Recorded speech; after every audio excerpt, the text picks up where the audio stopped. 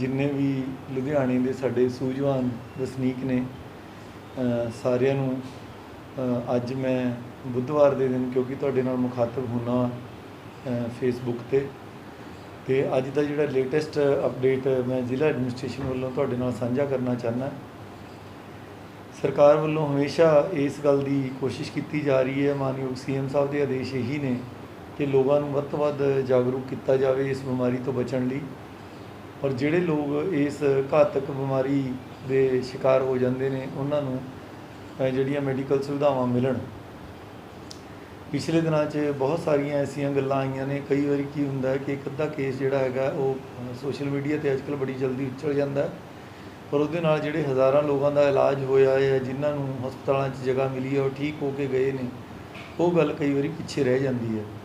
पहली गल तो मैं तुहाडे नाल अज दा मोटे तौर पर साझा करना चाहना है कि हुण तक साडे जिहड़े 4176 पॉजिटिव केस आए सीगे, बट असी इन्हां दे नाल बहुत सारे लोग जिहड़े हैगे पहले ही ठीक होके जा चुके हैं। अज आपां मेन गल ये करांगा कि लोगों के मनां च इस तरह की गल पाई गई है कि शायद पता नहीं हस्पतालों च जगह नहीं। मैं तुहानूं ये दसना चाहना कि साडे जिहड़े सरकारी हस्पताल ने उन्हां च लैवल 2 के 300 बैड और लैवल 1 के 900 बैड ये जिहड़े इस वेले साडे कोल प्रबंध हैगा। और इन्हां दे विच्चों 746 बैड सरकारी हस्पतालों दे विच अजे भी खाली ने। भाव सरकारी हस्पतालों की जे 1200 की कैपेसिटी है तो उहदे चों अजे तक सिर्फ 450 बैड भरे हुए हैं। तुसीं ये लगा लो कि लगभग जी सरकारी हस्पतालों की कैपेसिटी है वह सिर्फ 35% अजे भरे है, 65% अजे खाली है। इस गल तो भी कोई इनकार नहीं कि बहुत सारे लोग जिहड़े कि आपदा पे कर सकते हैं या जिन्हों का विश्वास जिहड़ा प्राइवेट हस्पतालों से बहुत ज़्यादा है, उन्होंने वालों ये शिकायत आई कि भी प्राइवेट हस्पतालों से सानू शायद बैड उन्ने पूरे नहीं मिल रहे।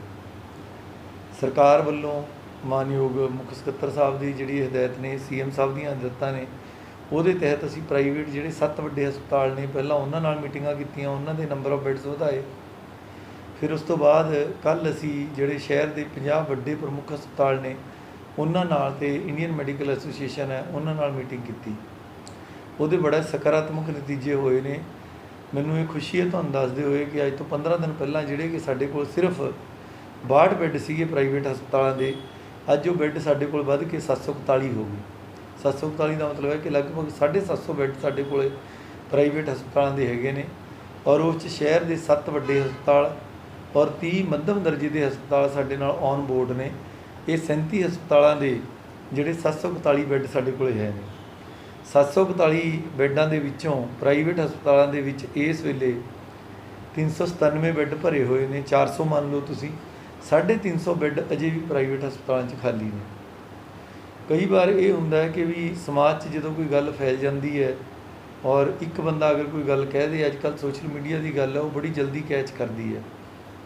और कई बार बहुत सारे लोग जिहड़ी ये गल कही जाती है उन्होंने सच भी मन के बह जाते हैं। पिछे जे किसी ने कोई अफवाह फैलाती, पता नहीं लूण की कमी हो गई, सारे लोग ही लूण लैन चल पे।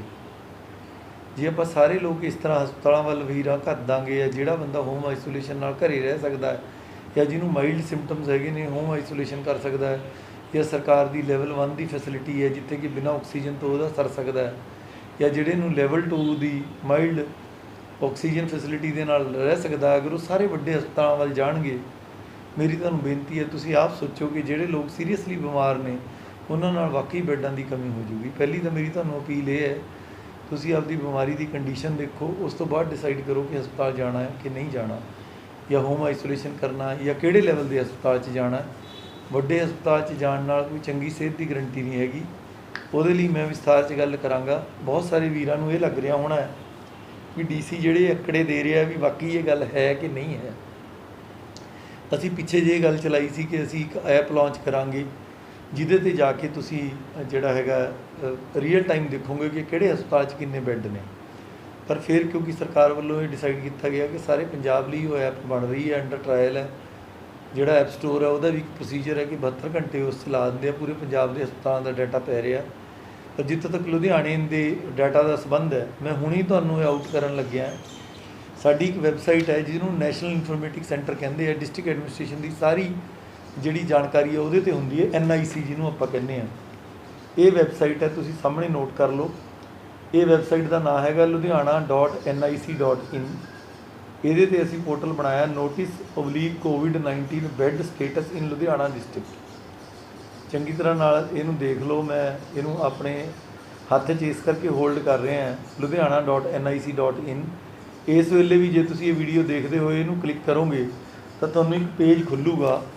ਇਸ ਪੇਜ ਦੇ ਉੱਪਰ ਜਿਹੜੀ ਲੁਧਿਆਣੇ ਦੇ ਮੇਨ ਹਸਪਤਾਲ ਨੇ, ਸਰਕਾਰੀ ਅਤੇ ਪ੍ਰਾਈਵੇਟ, ਉਹਨਾਂ ਦੇ ਵਿੱਚ ਕਿੰਨੇ ਬੈੱਡ ਨੇ, ਕਿੰਨੇ ਉਹਨਾਂ 'ਚੋਂ ਭਰੇ ਹੋਏ ਨੇ ਇਸ ਵੇਲੇ, ਕਿੰਨੇ ਖਾਲੀ ਨੇ, ਉਹਨਾਂ ਦੀ ਪੂਰੀ ਸੂਚਨਾ ਹੈਗੀ ਹੈ। ਇਸ ਵੇਲੇ ਅਸੀਂ ਜਿਹੜੀ ਇਸ 'ਚ ਸੂਚਨਾ ਦਿੱਤੀ ਹੈ, ਇਹ ਸੂਚਨਾ ਅਸੀਂ ਹਰ 3-4 ਘੰਟੇ ਬਾਅਦ ਜਿਹੜੀ ਹੈਗੀ ਹੈ ਇਹਨੂੰ ਅਪਡੇਟ ਕਰਾਂਗੇ।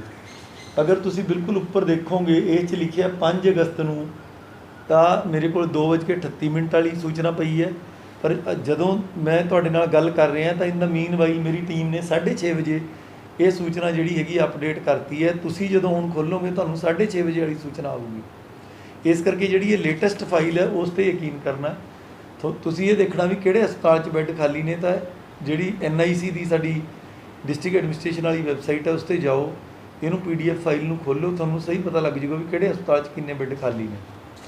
ਜਿਹੜੀ 6:30 ਵਜੇ ਵਾਲੀ ਸੂਚਨਾ ਜਾਂ ਉਸ ਤੋਂ ਪਹਿਲਾਂ ਵਾਲੀ ਜਿਹੜੀ ਇਹ ਸੂਚਨਾ ਹੈਗੀ ਹੈ, ਉਹਦੇ ਮੁਤਾਬਕ ਸਾਡੇ ਜਿਹੜੇ 7 ਵੱਡੇ ਹਸਪਤਾਲ ਨੇ, DMC, CMC, Fortis, SPS, GTB ਅਤੇ ਦੀਪ ਅਤੇ ਮੋਹਨਦੇਈ, ਇਹਦੇ ਵਿੱਚ ਲੈਵਲ 3 ਦੇ 120 ਬੈੱਡ ਨੇ। ਇਹਦੇ ਵਿੱਚੋਂ ਅੱਜ ਦੀ ਦਿਹਾੜੀ 90 ਭਰੇ ਹੋਏ ਨੇ, 30 ਖਾਲੀ ਨੇ।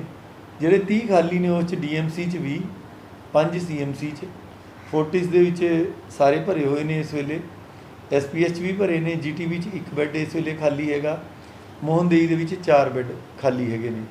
ਹੁਣ ਤੁਹਾਡੇ ਮਨਾਂ 'ਚ ਇਹ ਸਵਾਲ ਹੋਣਾ ਵੀ ਇਹ ਲੈਵਲ 1, ਲੈਵਲ 2, ਲੈਵਲ 3 ਕੀ ਹੁੰਦਾ। ਜਿਹੜੇ ਬੰਦੇ ਨੂੰ ਕੋਈ ਲੱਛਣ ਨਹੀਂ ਹੈਗਾ, ਉਹ ਪੋਜ਼ੀਟਿਵ ਆ ਗਿਆ, ਪਰ ਉਹਦੇ ਘਰੇ ਕੋਈ ਇਸ ਤਰ੍ਹਾਂ ਦਾ ਅਲੱਗ ਕਮਰਾ ਨਹੀਂ ਹੈਗਾ ਵੀ ਉਹ ਦੂਜੇ ਬੰਦਿਆਂ ਨੂੰ ਅਫੈਕਟ ਕਰ ਸਕਦਾ, ਪਰ ਉਹਨੇ ਸਰਕਾਰੀ ਜਗ੍ਹਾ 'ਤੇ ਰਹਿਣਾ, ਉਹਨੂੰ ਸਿੱਧੇ ਪੱਧਰੇ ਕਿਸੇ ਇਲਾਜ ਦੀ ਲੋੜ ਨਹੀਂ, ਚੰਗੇ ਖਾਣੇ ਖੁਰਾਕ ਦੀ ਅਤੇ ਦਿਨ 'ਚ ਇੱਕ ਵਾਰੀ ਡਾਕਟਰ ਦੇ ਗੇੜੇ ਦੀ ਲੋੜ ਹੈ, ਉਹਨੂੰ ਅਸੀਂ ਲੈਵਲ 1 ਪੇਸ਼ੈਂਟ ਕਹਿੰਦੇ ਹਾਂ। ਉਹਨਾਂ ਦੇ ਰਹਿਣ ਦੇ ਲਈ ਅਸੀਂ ਸਰਕਾਰੀ ਤੌਰ 'ਤੇ ਮੈਰੀਟੋਰੀਅਸ ਸਕੂਲ ਦੇ ਵਿੱਚ ਰਹਿਣ ਦਾ ਪ੍ਰਬੰਧ ਕੀਤਾ ਹੋਇਆ। ਔਰ ਇਹਦੇ ਨਾਲੋਂ ਨਾਲ ਕੁਲਾਰ ਨਰਸਿੰਗ ਹੋਮ ਕਿਸ਼ਨਗੜ੍ਹ ਪਿੰਡ ਹੈਗਾ ਖੰਨੇ ਦੇ ਲਾਗੇ, ਪਾਇਲ ਦੇ ਨੇੜੇ ਹੈਗਾ, ਉੱਥੇ ਅਸੀਂ 300-400 ਬੈੱਡਾਂ ਦਾ ਪ੍ਰਬੰਧ ਉੱਥੇ ਕੀਤਾ, ਟੋਟਲ 900 ਬੈੱਡਾਂ ਦਾ ਪ੍ਰਬੰਧ ਕੀਤਾ। ਜਿਹੜੇ ਲੈਵਲ 1 ਦੇ ਪੇਸ਼ੈਂਟ ਹੈ, ਜੇ ਕੋਈ ਸਰਦਾ-ਪੁਰਦਾ ਬੰਦਾ ਹੈਗਾ, ਉਹਦੇ ਘਰੇ ਜਗ੍ਹਾ ਹੈਗੀ ਹੈ ਔਰ ਉਹਦਾ ਕਮਰਾ ਅਲੱਗ ਹੈ, ਤਾਂ ਉਹ ਹੋਮ ਆਈਸੋਲੇਸ਼ਨ ਲੈ ਸਕਦਾ। ਹੁਣ ਇਸ 'ਚੋਂ ਹੀ ਜੁੜਵੀਂ ਗੱਲ ਹੈ, ਤਾਂ ਮੈਂ ਉਸ 'ਚ ਹੋਮ ਆਈਸੋਲੇਸ਼ਨ ਬਾਰੇ ਕੀ ਹੈ ਉਹ ਇਸ ਤੋਂ ਬਾਅਦ ਕਰੂੰਗਾ। ਪਹਿਲਾਂ ਮੈਂ ਲੈਵਲ 2 'ਤੇ ਆ ਜਾਵਾਂ। ਲੈਵਲ 2 ਦੇ ਜਿਹੜੇ ਬੈੱਡ ਨੇ, ਜਿਹੜਾ ਬੰਦਾ ਨੂੰ ਖੰਘ ਜ਼ੁਕਾਮ ਜ਼ਿਆਦਾ ਹੋ ਗਿਆ, ਜ਼ਿਆਦਾ ਵੀਕਨੈਸ ਫੀਲ ਕਰ ਰਿਹਾ ਔਰ ਉਹਨੂੰ ਸਿਲੰਡਰ ਵਾਲੀ ਆਕਸੀਜਨ ਦੀ ਲੋੜ ਹੈਗੀ ਹੈ, ਪਰ ਉਹਦੀ ਸਿਚੁਏਸ਼ਨ ਮੱਧਮ ਲੈਵਲ ਦੀ ਹੈ, ਬਹੁਤ ਜ਼ਿਆਦਾ ਖਰਾਬ ਨਹੀਂ ਹੈ ਜੀ, ਉਹ ਵੈਂਟੀਲੇਟਰ ਦੀ ਉਹਨੂੰ ਲੋੜ ਨਹੀਂ, ਉਹਨੂੰ ਅਸੀਂ ਲੈਵਲ 2 ਦਾ ਪੇਸ਼ੈਂਟ ਕਹਿੰਦੇ ਹਾਂ। ਲੈਵਲ 2 ਦੇ ਪੇਸ਼ੈਂਟ ਦੇ ਲਈ ਸਿਵਲ ਹਸਪੀਟਲ 'ਚ 150 ਬੈੱਡ ਔਰ ਜਿਹੜਾ ਸਾਡਾ ਵਰਤਮਾਨ ਹੈਗਾ ਉਸ 'ਚ 100 ਬੈੱਡ, ਜਗਰਾਓਂ ਦੇ ਵਿੱਚ 50 ਬੈੱਡਾਂ ਦਾ ਪ੍ਰਬੰਧ ਹੈ। ਟੋਟਲ ਅਸੀਂ 300 ਬੈੱਡ ਇਸ ਵੇਲੇ ਸਰਕਾਰੀ ਹਸਪਤਾਲਾਂ 'ਚ ਚਾਲੂ ਕੀਤੇ। ਇਹਨਾਂ 'ਚੋਂ 200 ਭਰੇ ਹੋਏ ਅੱਜ ਦੀ ਦਿਹਾੜੀ 'ਚ, 100 ਅਜੇ ਵੀ ਸਾਡੇ ਕੋਲ ਖਾਲੀ ਨੇ, ਜਿਨ੍ਹਾਂ 'ਚ 25 ਸਿਵਲ ਹਸਪਤਾਲ 'ਚ, ਵਰਤਮਾਨ ਦੇ ਵਿੱਚ 46 ਅਤੇ 29 ਬੈੱਡ ਜਿਹੜੇ ਜਗਰਾਓਂ 'ਚ ਖਾਲੀ ਨੇ। ਔਰ ਇਸ ਤੋਂ ਬਿਯੋਂਡ ਵੀ ਸਾਡੀ ਤਿਆਰੀ ਹੈ, ਜਿੱਦੇ ਲੋੜ ਪੈਗੀ ਅਸੀਂ ਕੂਮ ਕਲਾਂ ਨੂੰ ਔਰ ਖੰਨੇ ਦਾ ਜਿਹੜਾ ਹਸਪਤਾਲ ਹੈ ਉੱਥੇ ਅਸੀਂ 200 ਬੈੱਡ ਹੋਰ ਤੁਹਾਡੇ ਸਪੁਰਦ ਕਰ ਦੇਣੇ ਆ, ਔਰ ਉਸ ਤੋਂ ਬਿਯੋਂਡ ਵੀ ਲੋੜ ਪਈ ਉਹਦੇ ਲਈ ਵੀ ਅਸੀਂ ਤਿਆਰ ਬੈਠੇ ਹਾਂ। ਇਵੇਂ ਜ਼ਿਕਰ ਹੀ ਲੈਵਲ 3 ਹੈ, ਜਿਹੜੇ ਬੰਦੇ ਦੀ ਲੈਵਲ 2 ਤੋਂ ਵੀ ਜ਼ਿਆਦਾ ਸਥਿਤੀ ਵਿਗੜ ਜੇ, ਉਹਨੂੰ ਸਾਹ ਚੜ੍ਹਨ ਲੱਗ ਜੇ, ਵੈਂਟੀਲੇਟਰ ਦੀ ਲੋੜ ਪੈ ਜੇ, ਕ੍ਰਿਟੀਕਲ ਕੇਅਰ ਦੀ ਜਿਹਨੂੰ ਆਪਾਂ ਲੋੜ ਕਹਿੰਦੇ ਹੈਗੇ ਆ ਉਹ ਪੈ ਜਾਵੇ ਔਰ ICU ਵਾਲੀ ਸਥਿਤੀ ਆ ਜਾਵੇ, ਉਹਨੂੰ ਅਸੀਂ ਲੈਵਲ 3 ਪੇਸ਼ੈਂਟ ਕਹਿੰਦੇ ਹਾਂ। ਇਹਨਾਂ ਬੰਦਿਆਂ ਦੀ ਕੇਅਰ ਦੀ ਬਹੁਤ ਜ਼ਿਆਦਾ ਲੋੜ ਹੁੰਦੀ ਹੈ ਤਾਂ ਕਿ ਵੀ ਇਹਨਾਂ ਦੀ ਅਸੀਂ ਜਾਨ ਬਚਾ ਸਕੀਏ। ਇਸ ਦੇ ਲਈ ਅਸੀਂ ਪ੍ਰਾਈਵੇਟ ਹਸਪਤਾਲਾਂ ਦੇ ਨਾਲ ਵੀ ਗੱਲ ਕਰਕੇ, ਜਿਵੇਂ ਮੈਂ ਤੁਹਾਨੂੰ ਦੱਸਿਆ ਕਿ ਵੱਡੇ 7 ਨਾਲ ਗੱਲ ਕਰਕੇ 120 ਬੈੱਡ ਇੱਥੇ, ਔਰ ਜਿਹੜੇ ਮੱਧਮ ਦਰਜੇ ਦੇ ਹਸਪੀਟਲ ਹੈਗੇ ਆ 30 ਬੈੱਡ ਉੱਥੇ, 150 ਬੈੱਡ ਅਸੀਂ ਇਹ ਤਿਆਰ ਕਰਾ ਲਏ ਹੈਗੇ ਆ। ਔਰ ਸਰਕਾਰੀ ਤੌਰ 'ਤੇ ਰੈਫਰਲ ਦੇ ਲਈ ਜਿਹੜੇ 16 ਬੈੱਡ ਹੈਗੇ ਆ CMC ਦੇ ਵਿੱਚ ਅਸੀਂ ਤਿਆਰ ਕੀਤੇ ਹੈ। ਜਿਹੜੇ ਸਾਡੇ ਸਿਵਲ ਹਸਪਤਾਲਾਂ 'ਚ ਪੇਸ਼ੈਂਟ ਆਉਣਗੇ, ਅਗਰ ਉਹ ਗਰੀਬ ਪੇਸ਼ੈਂਟ ਹੈਗੇ ਆ, ਰੈਫਰ ਕਰਨੇ ਪੈਂਦੇ ਆ, ਅਸੀਂ ਉਹਨਾਂ ਨੂੰ CMC ਦੇ ਵਿੱਚ ਰੈਫਰ ਕਰਾਂਗੇ। ਕੱਲ੍ਹ ਅਸੀਂ 11 ਬੈੱਡ ਵਧਾ ਕੇ, ਪਹਿਲਾਂ 5 ਸੀਗੇ, ਅੱਜ 16 ਕਰ ਲਏ। ਜੇ ਉੱਥੇ ਵੀ ਭਰ ਜਾਂਦਾ ਹੈ ਤਾਂ ਸਾਡਾ ਗਵਰਨਮੈਂਟ ਮੈਡੀਕਲ ਕਾਲਜ ਪਟਿਆਲਾ ਸਾਡੇ ਨਾਲ ਅਟੈਚ ਹੈਗਾ। ਸੋ ਮੇਰੀ ਬੇਨਤੀ ਇਹ ਹੈਗੀ ਹੈ ਵੀ ਆਪਾਂ ਸਮਾਜ 'ਚ ਕੋਈ ਵੀ ਇਸ ਤਰ੍ਹਾਂ ਦੀ ਗੱਲ ਨਾ ਫੈਲਾਈਏ ਕਿ ਹਸਪੀਟਲ 'ਚ ਬੈੱਡਾਂ ਦੀ ਕਮੀ ਹੈ। ਬੈੱਡਾਂ ਦੀ ਕਮੀ ਤਾਂ ਹੋਊਗੀ ਜੇ ਆਪਾਂ ਅਫਵਾਹ ਫੈਲਾਵਾਂਗੇ, ਔਰ ਹਰ ਬੰਦਾ ਜਿਹਨੂੰ ਨਹੀਂ ਲੋੜ ਹੈਗੀ ਉਹ ਵੀ ਹਸਪਤਾਲਾਂ ਤੱਕ ਭੱਜੂਗਾ। ਲੁਧਿਆਣੇ ਬਾਰੇ ਮੈਂ ਤੁਹਾਨੂੰ ਦੱਸ ਦੇਣਾ ਚਾਹੁੰਦਾ ਕਿ ਜੰਮੂ ਕਸ਼ਮੀਰ और इधरों हिमाचल मालवे के बहुत सारे जिले और जलंधर तो बहुत सारे पेशेंट जोड़े है वो आम मुहारे ये सोच के कि लुधियाने सेहत सुविधावां वधिया ने, सारे इधर नूं भज रहे है। मेरी तुहानूं सारिਆਂ ਨੂੰ बेनती है कि तुहाडे सारिਆਂ ਦੇ DC साहिबान ने कोशिश करके आपदे आपदे जिले 'ਚ ਜਿਹੜੇ ਹੈਗੇ ਲੈਵਲ 3 ਲੈਵਲ 2 ਲੈਵਲ 1 ਦੀਆਂ ਸੁਵਿਧਾਵਾਂ ਬਣਾਈਆਂ ਨੇ। ਅਨਨੈਸੈਸਰੀ ट्रैवल ਕਰਨ 'ਚ ਜਿੱਥੇ ਤੁਹਾਡਾ ਖਰਚਾ ਹੁੰਦਾ ਹੈ, ਵੱਡੇ ਹਸਪਤਾਲਾਂ 'ਚ ਆ ਕੇ ਵੀ ਤੁਹਾਡਾ ਖਰਚਾ ਜ਼ਿਆਦਾ ਹੁੰਦਾ ਹੈ। ਉਹਦੇ ਨਾਲੋਂ ਨਾਲ ਮੈਂ ਇੱਕ ਇਹ ਵੀ ਦੱਸਣਾ ਚਾਹੁੰਦਾ ਕਿ ਜਿੱਥੇ ਬਹੁਤ ਹੀ ਸੀਰੀਅਸ ਕਿਸਮ ਦੇ ਮਰੀਜ਼ ਦਾਖਲ ਹੁੰਦੇ ਨੇ, ਉਸ ਆਬੋ ਹਵਾ ਦੇ ਵਿੱਚ ਜਿਹੜੀ ਵਾਇਰਲ ਲੋਡ ਹੈ ਮੱਲੋ ਮੱਲੀ ਸਾਰੀਆਂ ਪ੍ਰੀਕਾਸ਼ਨਸ ਲੈ ਕੇ ਵੀ ਉੱਥੇ ਜ਼ਿਆਦਾ ਹੁੰਦਾ ਹੈ। ਜੇ ਕੋਈ ਚੰਗਾ ਭਲਾ ਬੰਦਾ ਸਿਰਫ ਇਸ ਗੱਲ ਕਰਕੇ ਵੀ ਅਫੋਰਡ ਕਰ ਸਕਦਾ ਹੈਗਾ ਕਿ ਤੋਂ ਸਿਫਾਰਿਸ਼ ਪਵਾ ਕੇ ਸੱਜਿਓਂ ਖੱਬਿਓਂ ਕਹਿ ਕੇ ਵੱਡੇ ਹਸਪਤਾਲ 'ਚ ਦਾਖਲ ਹੁੰਦਾ ਹੈ, ਉਹ ਆਪਦਾ ਫਾਇਦਾ ਨਹੀਂ ਕਰ ਰਿਹਾ, ਉਲਟਾ ਨੁਕਸਾਨ ਕਰ ਰਿਹਾ। ਉਹਦੇ ਨਾਲ ਕੀ ਹੈ ਕਿ ਉਹਦਾ ਵਾਇਰਲ ਲੋਡ ਵੱਧ ਕੇ ਉਹਦੀ ਬਿਮਾਰੀ ਦੀ ਜਿਹੜੀ ਗੰਭੀਰਤਾ ਉਹ ਵੀ ਵੱਧ ਸਕਦੀ ਹੈ। ਮੇਰੇ ਕਹਿਣ ਦਾ ਭਾਵ ਇਹ ਨਹੀਂ ਕਿ ਤੁਸੀਂ ਬਿਮਾਰੀ ਲੁਕੋ ਕੇ ਬੈਠੋ। ਮੈਂ ਪਹਿਲਾਂ ਵੀ ਇੱਕ ਵੀਡੀਓ 'ਚ ਕਿਹਾ ਸੀ ਕਿ ਜਦੋਂ ਬਿਮਾਰੀ ਆਉਂਦੀ ਹੈ, ਤੁਹਾਡਾ ਗਲਾ ਖਰਾਬ ਹੁੰਦਾ, ਨਾਲ ਦੀ ਨਾਲ ਟੈਸਟ ਕਰਾਓ। ਡਾਕਟਰ ਦੀ ਸੁਪਰਵਿਜ਼ਨ ਦੇ ਵਿੱਚ ਜੇ ਤੁਹਾਨੂੰ ਹੋਮ ਆਈਸੋਲੇਸ਼ਨ ਦੱਸਦੇ ਆ, ਹੋਮ ਆਈਸੋਲੇਸ਼ਨ ਕਰੋ। ਸਭ ਤੋਂ ਬੈਸਟ ਹੈ ਚੰਗਾ ਖਾਓ ਪੀਓ, ਦੂਜਿਆਂ ਤੋਂ ਅਲੱਗ ਰਹੋ। ਇਹ ਵਾਇਰਲ ਡਿਜ਼ੀਜ਼ ਹੈ, ਸੈਲਫ ਲਿਮਿਟਿੰਗ ਡਿਜ਼ੀਜ਼ ਹੈ, ਆਪਣੇ ਆਪ ਠੀਕ ਹੋ ਸਕਦੀ ਹੈ। ਜੇ ਤੁਹਾਨੂੰ ਆਉਣ ਦੀ ਲੋੜ ਪੈਂਦੀ ਹੈ ਲੈਵਲ 1 'ਚ ਆਉਣ ਦੀ ਲੋੜ ਪੈਂਦੀ ਹੈ, ਲੈਵਲ 1 'ਚ ਆਓ। ਲੈਵਲ 2 ਦੀ ਲੋੜ ਪੈਂਦੀ ਹੈ, ਲੈਵਲ 2 'ਚ ਆਓ। ਪਰ ਇੱਕੋ ਦਮ ਜਿਹੜੇ ਵੱਡੇ ਹਸਪਤਾਲ ਨੇ, ਮੈਂ ਤੁਹਾਨੂੰ 7 ਹਸਪਤਾਲਾਂ ਦੇ ਨਾਂ ਦਿੰਦਾ, ਲੋਕਾਂ ਨੂੰ ਇਹ ਹੋੜ ਲੱਗੀ ਪਈ ਹੈ ਕਿ ਇੱਕੋ ਦਮ ਹੀ ਅਸੀਂ ਮਾੜੇ ਜਿਹੇ ਵੀ ਸਿੰਪਟਮ ਆ ਗਏ DMC 'ਚ ਆ ਜਾਈਏ, CMC 'ਚ ਆ ਜਾਈਏ, ਫੋਰਟਿਸ 'ਚ ਆ ਜਾਈਏ, SPS ਅਪੋਲੋ 'ਚ ਆ ਜਾਈਏ, GTB 'ਚ ਆ ਜਾਈਏ, ਦੀਪ 'ਚ ਆ ਜਾਈਏ, ਮੋਹਨਦੇਈ 'ਚ ਆ ਜਾਈਏ। ਆਪਾਂ ਨੂੰ ਸਮਝ ਬੂਝ ਦੀ ਲੋੜ ਹੈ, ਕਿਹਨੂੰ ਕਿੰਨੇ ਇਲਾਜ ਦੀ ਲੋੜ ਹੈ। ਜੇ ਆਪਾਂ ਇਹ ਸੰਜਮ ਨਾਲ ਚੱਲਾਂਗੇ, ਵਿਚਾਰਾਂਗੇ, ਆਪਣੀ ਫੈਮਿਲੀ ਡਾਕਟਰ ਨਾਲ ਸਲਾਹ ਕਰੋ। ਇਕੱਲਾ ਮੇਰੀ ਗੱਲ 'ਤੇ ਨਾ ਜਾਓ, ਮੈਂ ਡਾਕਟਰ ਨਹੀਂ ਹੈਗਾ, ਬਟ ਮੈਂ ਤੁਹਾਨੂੰ ਆਪਣੇ ਤਜਰਬੇ ਤੋਂ ਦੱਸ ਰਿਹਾ। ਜਦੋਂ ਆਪਾਂ ਕੋਈ ਵੀ ਘਟਨਾ ਹੋ ਜਾਂਦੀ ਹੈ, ਹਰ ਚੀਜ਼ ਜੋ ਫੇਸਬੁੱਕ 'ਤੇ ਆਉਂਦੀ ਹੈ, ਹਰ ਚੀਜ਼ ਜੋ WhatsApp 'ਤੇ ਆਉਂਦੀ ਹੈ, ਉਹ 90% ਠੀਕ ਵੀ ਹੋ ਸਕਦੀ ਹੈ, 10% ਗਲਤ ਵੀ ਹੋ ਸਕਦੀ ਹੈ। ਸੱਚ ਦਾ ਜਿਹੜਾ ਤੱਥ ਹੈਗਾ ਉਹਨੂੰ ਜ਼ਰੂਰ ਵਿਚਾਰੋ। ਸਾਡੀ ਜਿਹੜੀ ਆਫੀਸ਼ੀਅਲ ਵੈਬਸਾਈਟ ਹੈ ਉਸ 'ਤੇ ਜਾ ਕੇ ਜਾਣਕਾਰੀ ਦੇਖੋ। ਫਿਰ ਵੀ ਤੁਹਾਨੂੰ ਕੋਈ ਪ੍ਰੋਬਲਮ ਹੈਗੀ ਹੈ ਤਾਂ ਕੱਲ੍ਹ ਤੋਂ ਅਸੀਂ ਆਪਦਾ ਇੱਕ ਹੈਲਪਲਾਈਨ ਕੰਟਰੋਲ ਰੂਮ ਵੀ ਚਾਲੂ ਕਰ ਰਹੇ ਹਾਂ। ਉਹਦੇ ਨੰਬਰ ਮੈਂ ਤੁਹਾਡੇ ਨਾਲ ਸ਼ੇਅਰ ਕਰੂੰਗਾ ਕੱਲ੍ਹ ਨੂੰ, ਉੱਥੇ ਤੁਸੀਂ ਕੰਟੈਕਟ ਕਰੋ। ਸਿਵਲ ਸਰਜਨ ਦੇ ਦਫ਼ਤਰ ਦੇ ਅਸੀਂ ਨੰਬਰ ਤੁਹਾਡੇ ਨਾਲ ਪਹਿਲਾਂ ਹੀ ਸਾਂਝੇ ਕੀਤੇ ਹੋਏ ਆ, ਉੱਥੇ ਵੀ ਤੁਸੀਂ ਕੰਟੈਕਟ ਕਰ ਸਕਦੇ ਹੋ। ਕੱਲ੍ਹ ਅਸੀਂ ਸਾਂਝੇ ਤੌਰ 'ਤੇ, ਜਿਵੇਂ ਮੈਂ ਅੱਜ ਤੁਹਾਨੂੰ ਇਹ ਆਪਣੀ ਵੈਬਸਾਈਟ ਦਾ ਨੰਬਰ ਦੱਸਿਆ ਹੈਗਾ ਹਸਪਤਾਲਾਂ ਦੇ ਲਈ, ਇਵੇਂ ਹੀ ਅਸੀਂ ਤੁਹਾਨੂੰ ਕੱਲ੍ਹ ਨੂੰ ਜਿਹੜੇ ਹੈਗੇ ਆਪਣਾ ਕੰਟਰੋਲ ਰੂਮ ਜਿਹੜਾ ਅਸੀਂ ਯੂਨੀਫਾਈਡ ADC ਖੰਨਾ ਦੇ ਅਧੀਨ ਬਣਾਇਆ ਹੈਗਾ, ਉਹ ਵੀ ਸਾਰਾ ਕੁਝ ਦੱਸਾਂਗੇ।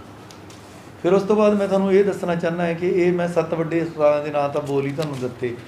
ਉਸ ਤੋਂ ਇਲਾਵਾ ਮੈਂ IMA ਦਾ ਇਹ ਧੰਨਵਾਦੀ ਹਾਂ, ਔਰ ਜਿਹੜੇ ਸਾਡੇ ਮੱਧਮ ਲੈਵਲ ਦੇ ਹਸਪਤਾਲ ਹੈਗੇ ਨੇ ਇਹ 7 ਵੱਡਿਆਂ ਨਾਲੋਂ, ਉਹਨਾਂ ਦਾ ਵੀ ਧੰਨਵਾਦੀ ਹੈ ਕਿ ਕੱਲ੍ਹ ਉਹਨਾਂ ਨਾਲ ਸਾਡੀ ਬੜੀ ਸੁਖਾਵੇਂ ਮਾਹੌਲ 'ਚ ਵਧੀਆ ਮੀਟਿੰਗ ਹੋਈ ਔਰ ਉਹਨਾਂ ਨੇ ਹੁੰਗਾਰਾ ਭਰਦੇ ਹੋਏ ਸਾਨੂੰ ਜਿਹੜੇ ਹੈਗੇ ਆ ਬੈੱਡ ਆਫਰ ਕੀਤੇ ਆ। ਮੈਂ ਇਹਨਾਂ ਹਸਪਤਾਲਾਂ ਦੇ ਨਾਂ ਵੀ ਪੜ੍ਹਦਾ।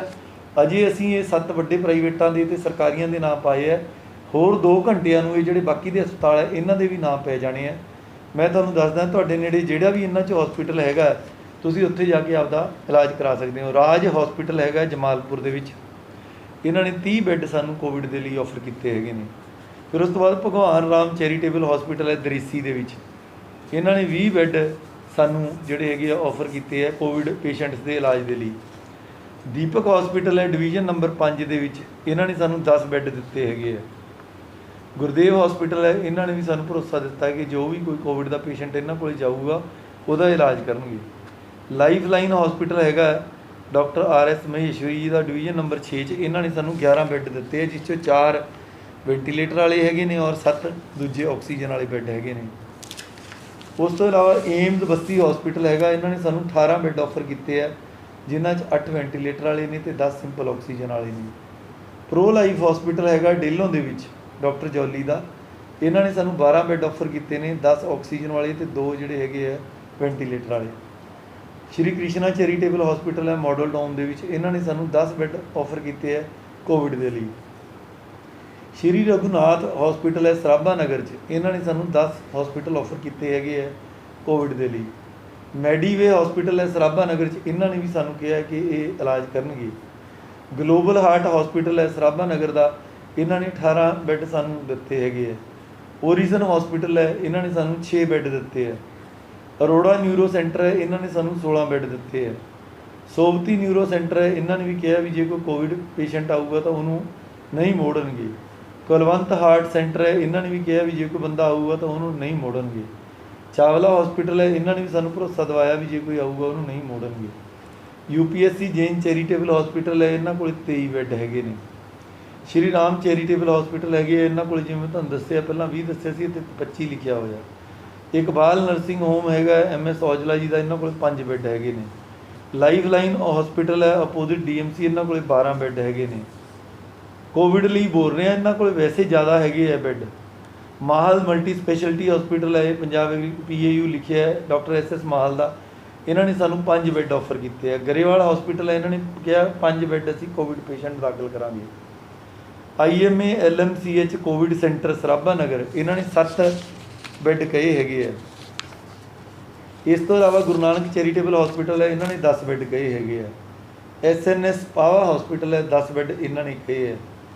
ਅਕਾਈ ਹਸਪੀਟਲ ਹੈ, ਇਹਨਾਂ ਨੇ ਵੀ ਕਿਹਾ ਹੈ ਕਿ ਜਿਹੜੇ ਬੰਦੇ ਆਉਣਗੇ ਉਹਨਾਂ ਨੂੰ ਨਹੀਂ ਮੋੜਨਗੇ। ਸੋ ਮੇਰੀ ਆਪ ਸਾਰਿਆਂ ਨੂੰ, ਇਸ ਤੋਂ ਇਲਾਵਾ ਸੁਮਨ ਹਸਪੀਟਲ ਹੈ, ਸ਼ਾਹ ਹਸਪੀਟਲ ਹੈ ਮਾਡਲ ਟਾਊਨ ਦਾ, ਇਹਨਾਂ ਨੇ ਸਾਨੂੰ 8 ਬੈੱਡ ਕਹੇ ਹੈਗੇ। ਲਿਸਟ ਜਿਹੜੀ ਹੈਗੀ ਹੈ ਸਾਡੇ ਕੋਲ ਹੋਰ ਡਾਕਟਰ ਜਿਨ੍ਹਾਂ ਨੇ ਸਹਿਮਤੀ ਪ੍ਰਗਟਾਈ ਹੈ, ਸਾਡੇ ਕੋਲ 65 ਹਸਪੀਟਲਸ ਦੀ ਲਿਸਟ ਹੈਗੀ ਹੈ। ਇਹ ਮੈਂ ਨਾਮ ਤੁਹਾਡੇ ਨਾਲ ਕੱਲ੍ਹ ਨੂੰ ਸ਼ੇਅਰ ਕਰੂੰਗਾ, ਕਿਉਂਕਿ ਇਹ ਡਾਕਟਰ ਸਾਹਿਬਾਨ ਅਜੇ ਤਿਆਰੀ ਨੂੰ ਕਰ ਰਹੇ ਆ।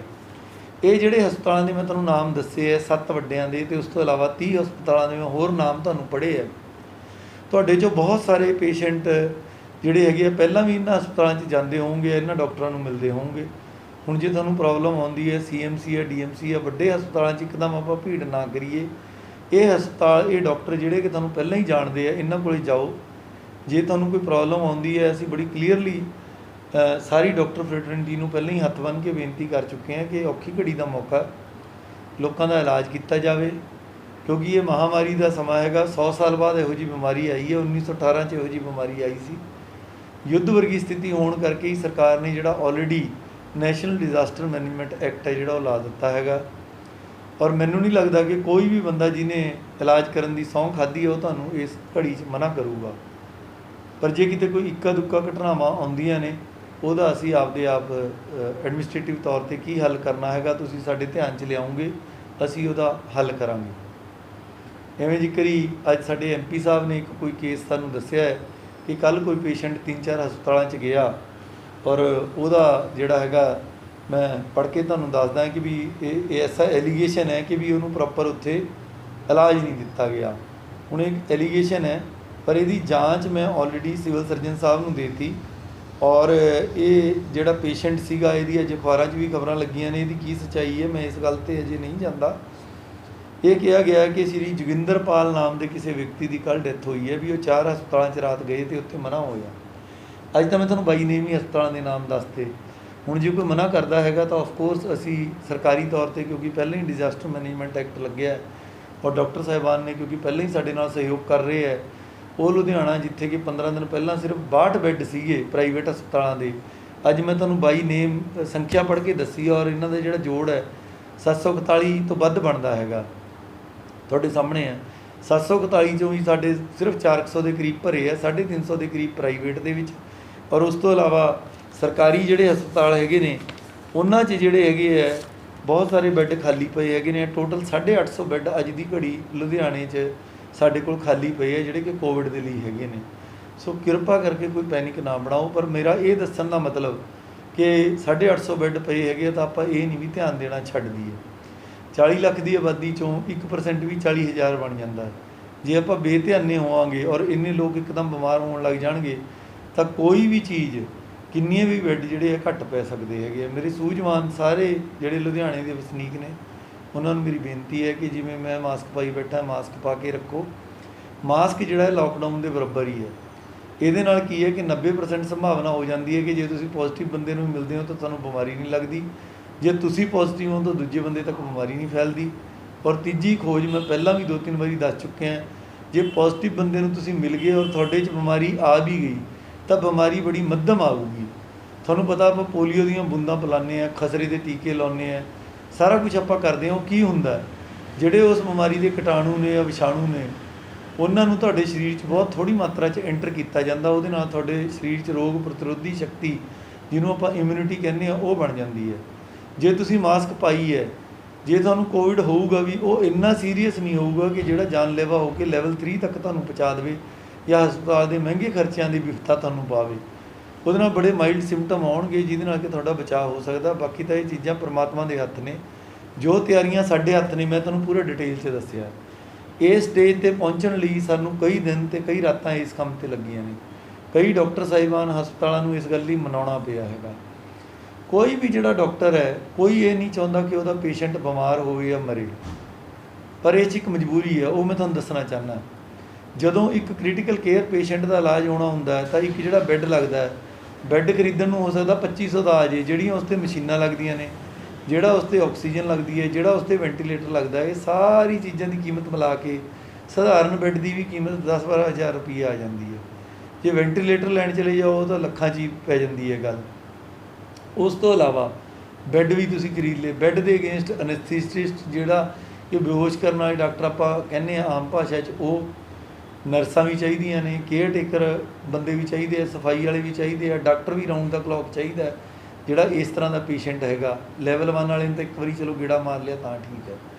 ਸੋ ਇਹ ਜਿਹੜੀਆਂ ਗੱਲਾਂ ਹੈਗੀਆਂ ਨੇ, ਆਪਣੇ ਦੇਸ਼ ਦੇ ਰਿਸੋਰਸਿਸ ਜਿਹੜੇ ਲਿਮਟਿਡ ਨੇ, ਕਿਸੇ ਵੀ ਦੇਸ਼ ਦੇ, ਅਮਰੀਕਾ ਵਰਗੇ ਦੇਸ਼ 'ਚ ਤੁਸੀਂ ਦੇਖ ਲਓ ਲਾਈਨਾਂ ਲੱਗੀਆਂ ਖੜੀਆਂ ਨੇ।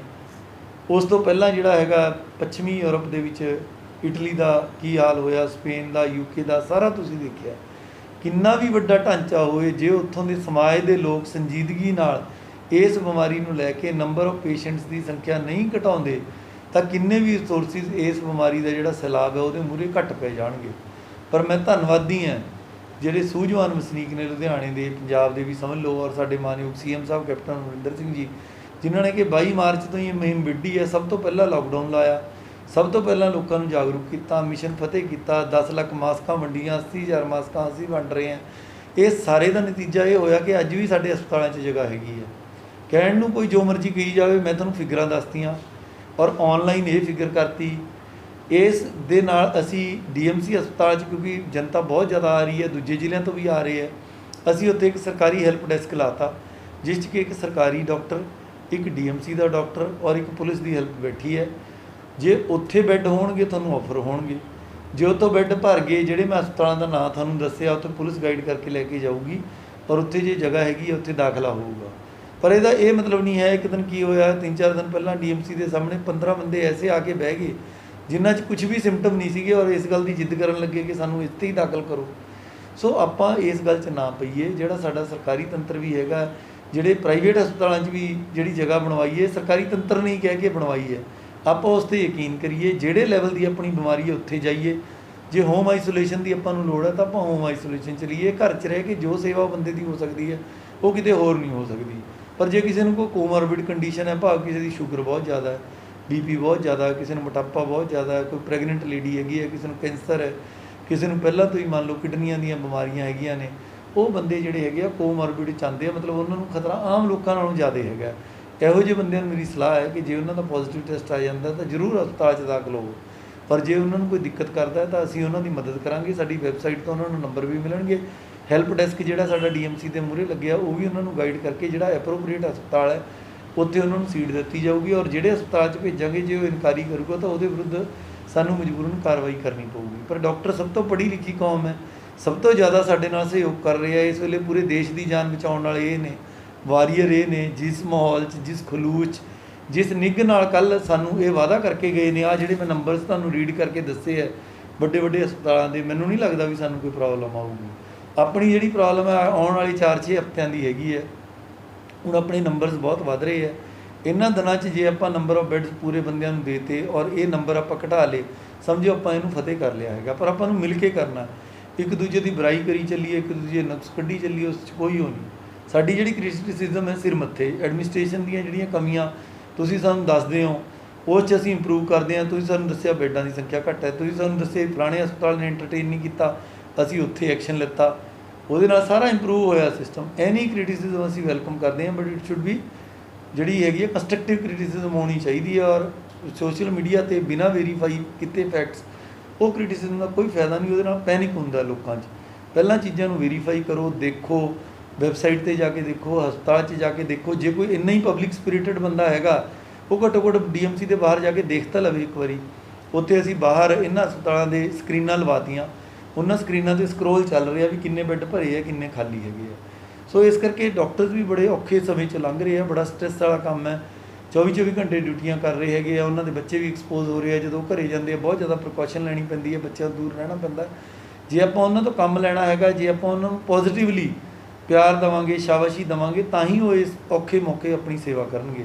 ਐਟ ਦਾ ਸੇਮ ਟਾਈਮ ਮੇਰੀ ਡਾਕਟਰ ਸਾਹਿਬਾਨ ਨੂੰ ਵੀ ਬੇਨਤੀ ਹੈ ਵੀ ਇਹ ਔਖੀ ਔਰ ਵਾਰ ਵਾਲਾ ਟਾਈਮ ਹੈਗਾ। ਮੈਂ ਕੱਲ੍ਹ ਵੀ ਆਪ ਜੀ ਨੂੰ ਕਿਹਾ ਸੀਗਾ, ਆਪਾਂ ਇਸ ਸਮੇਂ ਜਿਹੜੀ ਆਪਾਂ ਸਹੁੰ ਲੈਂਦੇ ਹਾਂ, ਜਿਸ ਦਿਨ ਆਪਾਂ ਇਹ ਕੋਰਸ ਕਰਦੇ ਹਾਂ ਕਿ ਵੀ ਆਪਾਂ ਲੋਕਾਂ ਦੀ ਸੇਵਾ ਕਰਾਂਗੇ, ਉਹ ਸੇਵਾ ਕਰਨ ਦਾ ਹੁਣ ਮੌਕਾ ਆ ਗਿਆ। ਸੇਵਾ ਤੁਸੀਂ 365 ਦਿਨ ਹੀ ਕਰਦੇ ਹੋ, 24/7 ਹੀ ਕਰਦੇ ਹੋ, ਪਰ ਇਹ ਮਹਾਂਮਾਰੀ ਦੇ ਸਮੇਂ 'ਚ ਆਪਣੀ ਦੁੱਗਣੀ ਜ਼ਿੰਮੇਵਾਰੀ ਆ ਜਾਂਦੀ ਹੈ। ਔਰ ਆਈ ਐਮ ਸ਼ੋਰ ਕਿ ਆਪਾਂ ਸਾਰਿਆਂ ਨੂੰ ਇਸ ਗੱਲ ਦਾ ਵੀ ਅਹਿਸਾਸ ਹੈ ਕਿ ਇਹੀ ਲੋਕਾਂ ਨੇ ਟੈਕਸਾਂ ਦੇ ਪੈਸੇ ਦੇ ਦੇ ਕੇ, ਜਿਹੜੇ ਮੈਂ ਆਪ ਸਰਕਾਰੀ ਕਾਲਜ 'ਚੋਂ ਪੜ੍ਹਿਆ, ਮੈਂ ਪੰਜਾਬ ਇੰਜੀਨੀਅਰਿੰਗ ਕਾਲਜ ਚੰਡੀਗੜ੍ਹ ਤੋਂ ਜਿਹੜੀ ਹੈ ਇੰਜੀਨੀਅਰਿੰਗ ਕੀਤੀ ਹੈ। ਮੈਨੂੰ ਇਸ ਗੱਲ ਦਾ ਅਹਿਸਾਸ ਹੈ ਕਿ ਜਿਹੜੀ ਮੈਂ ਇੰਜੀਨੀਅਰਿੰਗ ਕੀਤੀ, ਜਿਹੜੇ ਹੋਸਟਲਾਂ 'ਚ ਮੈਂ ਉੱਥੇ ਰਿਹਾ, ਮੇਰਾ ਕੋਰਸ ਬਹੁਤ ਮਹਿੰਗਾ ਸੀਗਾ, ਪਰ ਫੀਸ ਮੇਰੀ ਕਿੰਨੀ ਸੀ? 30 ਰੁਪਏ ਫੀਸ ਹੁੰਦੀ ਸੀ ਉਸ ਜ਼ਮਾਨੇ 'ਚ। ਮੇਰੇ ਫਾਦਰ ਤਾਂ ਹੀ ਅਫੋਰਡ ਕੀਤਾ। ਇਵੇਂ ਜ਼ਿਕਰ ਹੀ ਸਾਡੇ ਜਿਹੜੇ ਹਸਪੀਟਲ ਦੇ ਡਾਕਟਰ ਨੇ, ਜਿਹੜੇ ਪ੍ਰਾਈਵੇਟਾਂ 'ਚ ਵੀ ਹੁਣ ਕੰਮ ਕਰ ਰਹੇ ਆ, ਉਹ ਵੀ ਇੱਦਾਂ ਦੀ ਸਰਕਾਰੀ ਹਸਪਤਾਲਾਂ 'ਚ ਪੜ੍ਹੇ ਨੇ, ਜਿਹਨੂੰ ਕਿ ਸਰਕਾਰਾਂ ਨੇ ਸਬਸਿਡੀਆਂ ਦੇ ਦੇ ਕੇ ਲੋਕਾਂ ਦੇ ਇੱਕ ਪੈਸੇ ਦਾ ਟੈਕਸ ਜਿਹੜਾ ਹੈਗਾ ਉਹਦੇ 'ਚੋਂ ਉਹਨਾਂ ਨੂੰ ਪੜ੍ਹਾਇਆ ਹੈਗਾ। ਤਾਂ ਕਰਕੇ ਆਪਾਂ ਇਹ ਲੋਕ ਸੇਵਾ ਕਰਨ ਜੋਗੇ ਹੋਏ ਹਾਂ। ਮੈਂ IAS 'ਚ ਆ ਕੇ ਐਜ਼ DC ਸੇਵਾ ਕਰਨ ਜੋਗਾ ਹੋਇਆ, ਤੁਸੀਂ ਡਾਕਟਰ ਬਣ ਕੇ ਸੇਵਾ ਕਰਨ ਜੋਗੇ ਹੋਏ ਹੋ। ਤਾਂ ਇਹ ਸੇਵਾ ਦਾ ਮੌਕਾ ਹੈ, ਆਪਾਂ ਸਾਰੇ ਰਲ ਮਿਲ ਕੇ ਲੋਕਾਂ ਨੂੰ, ਕਿਸੇ ਨੂੰ ਮੋੜੀਏ ਨਾ ਆਪਦੇ ਬੂਹੇ ਤੋਂ। ਆਈ ਐਮ ਸ਼ੋਰ ਕਿ ਵੀ ਇਹ ਜਿੱਦਾਂ ਦੀਆਂ ਕੋਈ ਬੈਡ ਮਾਊਥਿੰਗ ਹੋਈ ਹੈ ਵੀ ਫਲਾਣੇ ਤੋਂ ਮੁੜ ਗਿਆ, ਫਲਾਣੇ ਤੋਂ ਮੁੜ ਗਿਆ, ਇਹ ਆਉਣ ਵਾਲੇ ਜਿਹੜੇ ਹਸਪਤਾਲਾਂ ਦੇ ਅਸੀਂ ਨਾਂ ਲਏ ਤੇ ਕੋਈ ਵੀ ਇਹਨਾਂ ਪੇਸ਼ੈਂਟਸ ਨੂੰ ਮੋੜੂਗਾ ਨਹੀਂ। ਕਾਫੀ ਲੰਬੀ ਚਲੀ ਗਈ ਗੱਲ, ਪਰ ਇਹ ਜ਼ਰੂਰੀ ਸੀ ਕਿਉਂਕਿ ਇਹ ਜ਼ਿੰਦਗੀ ਮੌਤ ਦਾ ਸਵਾਲ ਹੈ ਔਰ ਕਿਸੇ ਦੇ ਮਨ 'ਚ ਕੋਈ ਸ਼ੰਕਾ ਨਾ ਰਹਿ ਜੇ, ਇਸ ਕਰਕੇ ਇਹ ਲੰਬੀ ਗੱਲ ਕਰਨੀ ਜ਼ਰੂਰੀ ਸੀ। ਦੂਜੀ ਗੱਲ ਇਹ ਹੈ ਕਿ ਹਸਪਤਾਲਾਂ 'ਤੇ ਪ੍ਰੈਸ਼ਰ ਘਟਾਉਣ ਦੇ ਲਈ ਸਰਕਾਰ ਨੇ ਫੈਸਲਾ ਲਿੱਤਾ ਹੈ ਕਿ ਵੀ ਜਿਹੜੇ ਹੋਮ ਆਈਸੋਲੇਟ ਹੋ ਸਕਦੇ ਨੇ, ਜਿਨ੍ਹਾਂ ਨੂੰ ਕੋਮੋਰਬਿਡ ਕੰਡੀਸ਼ਨ ਨਹੀਂ, ਗੰਭੀਰ ਬਿਮਾਰੀ ਨਹੀਂ ਹੈਗੀ, ਔਰ ਜਿਹੜੇ ਬੰਦੇ ਚੰਗੇ ਭਲੇ ਹੈਗੇ ਨੇ, ਜਿਨ੍ਹਾਂ ਦੇ ਘਰੇ ਪੋਜ਼ੀਟਿਵ ਰਿਜ਼ਲਟ ਆ ਗਿਆ, ਬਟ ਉਹਨਾਂ ਦੇ ਘਰੇ ਅਲੱਗ ਬੈੱਡਰੂਮ ਹੈ, ਕੇਅਰ ਟੇਕਰ ਹੈ ਔਰ ਇੱਕ ਬਾਥਰੂਮ ਹੈ, ਜਿਹੜੇ ਕਿ ਆਪਣੇ ਬੱਚਿਆਂ ਤੋਂ ਅੱਡ ਹੋ ਕੇ ਅਲੱਗ ਕਮਰੇ 'ਚ ਰਹਿ ਸਕਦੇ, ਉਹਨਾਂ ਨੂੰ ਹੋਮ ਆਈਸੋਲੇਸ਼ਨ ਦੀ ਫੈਸਿਲਿਟੀ ਦੀ ਹੈ।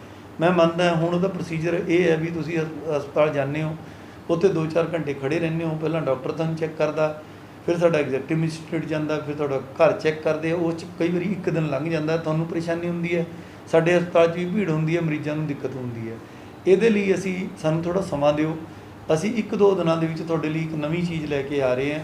ਅਸੀਂ ਇਹ ਕਰਾਂਗੇ ਕਿ ਤੁਸੀਂ ਘਰੇ ਬੈਠੇ ਔਨਲਾਈਨ ਸਾਡੇ ਪੋਰਟਲ 'ਤੇ ਅਸੀਂ ਇੱਕ ਐਪ ਬਣਾ ਰਹੇ ਹਾਂ, ਔਨਲਾਈਨ ਘਰੇ ਬੈਠੇ ਤੁਸੀਂ ਅਪਲਾਈ ਕਰੋਗੇ, ਆਪਣੀ ਵੀਡੀਓ ਅਪਲੋਡ ਕਰ ਦੋਗੇ, ਉਸ 'ਚ ਤੁਸੀਂ ਸਾਨੂੰ ਦੱਸੋਗੇ ਵੀ ਸਾਡੇ ਘਰ 'ਚ ਆਹ ਬਾਥਰੂਮ ਹੈ, ਇਹ ਸਾਡਾ ਬੈੱਡਰੂਮ ਬਣਿਆ ਹੋਇਆ।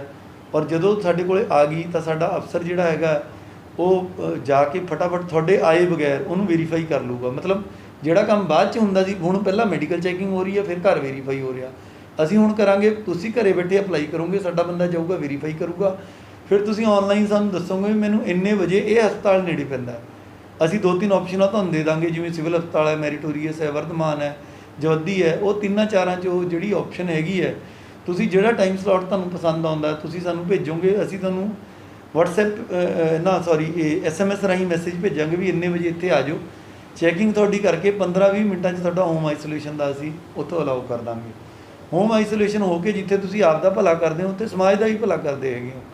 ਉਹਦੇ ਨਾਲ ਜਿਹੜੇ ਉੱਥੇ ਬੈੱਡ ਖਾਲੀ ਹੁੰਦੇ ਆ, ਉਹਦੇ ਨਾਲ ਜਿਹੜੇ ਅਸਲ ਪੇਸ਼ੈਂਟ ਨੇ, ਜਿਨ੍ਹਾਂ ਨੂੰ ਪ੍ਰੋਬਲਮ ਹੈਗੀ ਆ, ਉਹਨਾਂ ਨੂੰ ਉਹ ਬੈੱਡ ਆਫਰ ਹੋਊਗਾ। ਦੇਖੋ, ਅੱਜ ਤੋਂ 3 ਮਹੀਨੇ ਪਹਿਲਾਂ ਲੋਕਾਂ ਨੂੰ ਰਾਸ਼ਨ ਦੀ ਪ੍ਰੋਬਲਮ ਸੀ, ਗੱਡੀਆਂ ਦੀ ਪ੍ਰੋਬਲਮ ਸੀ, ਪਾਸਾਂ ਦੀ ਪ੍ਰੋਬਲਮ ਸੀ। ਅਸੀਂ ਹੌਲੀ ਹੌਲੀ ਉਦੋਂ ਸਿਸਟਮ ਨੂੰ ਇਜਾਦ ਕਰਕੇ ਲੋਕਾਂ ਨੂੰ ਹੈਲਪ ਕੀਤੀ ਔਰ ਹੌਲੀ ਹੌਲੀ ਅਸੀਂ ਉਹਨੂੰ ਲਾਈਨ 'ਤੇ ਲੈ ਆਏ। ਹੁਣ ਕਿਉਂਕਿ ਅਸੀਂ ਇੱਕ ਹੋਰ ਪੜਾਅ 'ਚ ਆ ਗਏ, ਹੁਣ ਕੋਈ ਰੋਟੀ ਨਹੀਂ ਮੰਗ ਰਿਹਾ, ਕਿਉਂਕਿ ਆਮ ਹਰੇਕ ਬੰਦਾ ਸਵੈਮਾਨ ਨਾਲ ਆਪਦਾ ਜੀਵਨ ਜੀਣਾ ਚਾਹੁੰਦਾ, ਕੋਈ ਗੱਡੀ ਦੀਆਂ ਟਿਕਟਾਂ ਨਹੀਂ ਮੰਗ ਰਿਹਾ, ਹੁਣ ਲੋਕ ਇਲਾਜ ਮੰਗ ਰਹੇ ਹੈਗੇ ਆ। ਅਸੀਂ ਉਹਦੇ ਲਈ ਸਿਸਟਮਸ ਬਣਾ ਰਹੇ ਹਾਂ। ਤੁਸੀਂ ਸਾਡੇ 'ਤੇ ਵਿਸ਼ਵਾਸ ਰੱਖੋ, ਸਰਕਾਰ 'ਤੇ ਵਿਸ਼ਵਾਸ ਰੱਖੋ। ਜੋ ਸਰਕਾਰ ਦੀਆਂ ਹਦਾਇਤਾਂ ਨੇ ਅਸੀਂ ਦਿਨ ਰਾਤ ਲੱਗੇ ਹਾਂ, ਕਿਸੇ ਨੂੰ ਕੋਈ ਪ੍ਰੋਬਲਮ ਨਹੀਂ ਆਉਣ ਦੇਵਾਂਗੇ, ਪਰ ਪੈਨਿਕ ਕਿਰਪਾ ਕਰਕੇ ਕ੍ਰੀਏਟ ਨਾ ਕਰੋ। ਦਿਨ ਰਾਤ ਸਾਡੀ IMA ਨਾਲ, ਪ੍ਰਾਈਵੇਟ ਹਸਪਤਾਲਾਂ ਨਾਲ, ਸਰਕਾਰੀ ਹਸਪਤਾਲਾਂ ਨਾਲ ਅਸੀਂ ਹੋਰ ਵੀ ਜਗ੍ਹਾ ਲੱਭ ਰੱਖੀ ਹੈਗੀ ਹੈ। ਜੇ ਸਾਨੂੰ ਲੋੜ ਪੈਗੀ ਤਾਂ ਅਸੀਂ GNE ਕਾਲਜ ਵੀ ਲੱਭ ਰੱਖਿਆ ਹੈਗਾ, ਅਸੀਂ ਹੋਰ ਨਰਸਿੰਗ ਕਾਲਜ ਵੀ ਲੱਭ ਰੱਖੇ ਨੇ। ਜੇ ਲੋੜ ਪੈਗੀ ਤਾਂ ਇਹਨਾਂ ਨੂੰ ਵੀ ਅਸੀਂ ਹਸਪਤਾਲ ਦਾ ਦਰਜਾ ਦੇ ਕੇ PI ਪੰਜਾਬ ਐਗਰੀਕਲਚਰ ਯੂਨੀਵਰਸਿਟੀ ਦੇ ਕਈ ਹੋਸਟਲ ਅਸੀਂ ਲੱਭ ਰੱਖੇ ਹੈਗੇ। ਅਸੀਂ ਪੂਰਾ ਅੰਦਰ ਖਾਤੇ ਆਪਦੀ ਤਿਆਰੀ ਕਰੀ ਜਾ ਰਹੇ ਹਾਂ। ਕਈ ਅਫਸਰ ਅਸੀਂ ਇਸ ਗੱਲ 'ਤੇ ਲਾਏ ਆ। ਐਂਬੂਲੈਂਸਾਂ 'ਤੇ ਅੱਜ ਅਸੀਂ ਇੱਕ ਨਵਾਂ ਨੋਡਲ ਅਫਸਰ ਲਾਤਾ ਹੈਗਾ, ਜਿਹੜਾ ਸਾਰੀ ਐਂਬੂਲੈਂਸਾਂ ਦੇ ਹਿਸਾਬ ਕਿਤਾਬ ਰੱਖ ਰਿਹਾ ਵੀ ਕਿਸੇ ਨੂੰ ਕੋਈ ਇਹ ਪ੍ਰੋਬਲਮ ਨਾ ਆਵੇ। ਚਲੋ ਗੱਲ ਲੰਬੀ ਹੋ ਗਈ, ਪਰ ਤੁਹਾਡੇ ਨਾਲ ਕਰਨੀ ਜ਼ਰੂਰੀ ਸੀ, ਕਿਉਂਕਿ ਇੱਕ ਪਰਿਵਾਰ ਦੀ ਜੇ ਸਲਾਹ ਨਾ ਕਰੀਏ ਤਾਂ ਫਿਰ ਲੋਕਾਂ ਨੂੰ ਕਈ ਵਾਰੀ ਕਨਫਿਊਜ਼ਨ ਹੋ ਜਾਂਦੀ ਹੈ। ਹੁਣ ਜਿਹੜੇ ਸਵਾਲ ਆਏ ਨੇ, ਇੱਕ ਚਰਨਪ੍ਰੀਤ ਜੀ ਪੁੱਛਦੇ ਨੇ ਵੀ ਸਪੋਰਟਸ ਅਕੈਡਮੀ ਖੁੱਲ੍ਹੀਆਂ ਨੇ।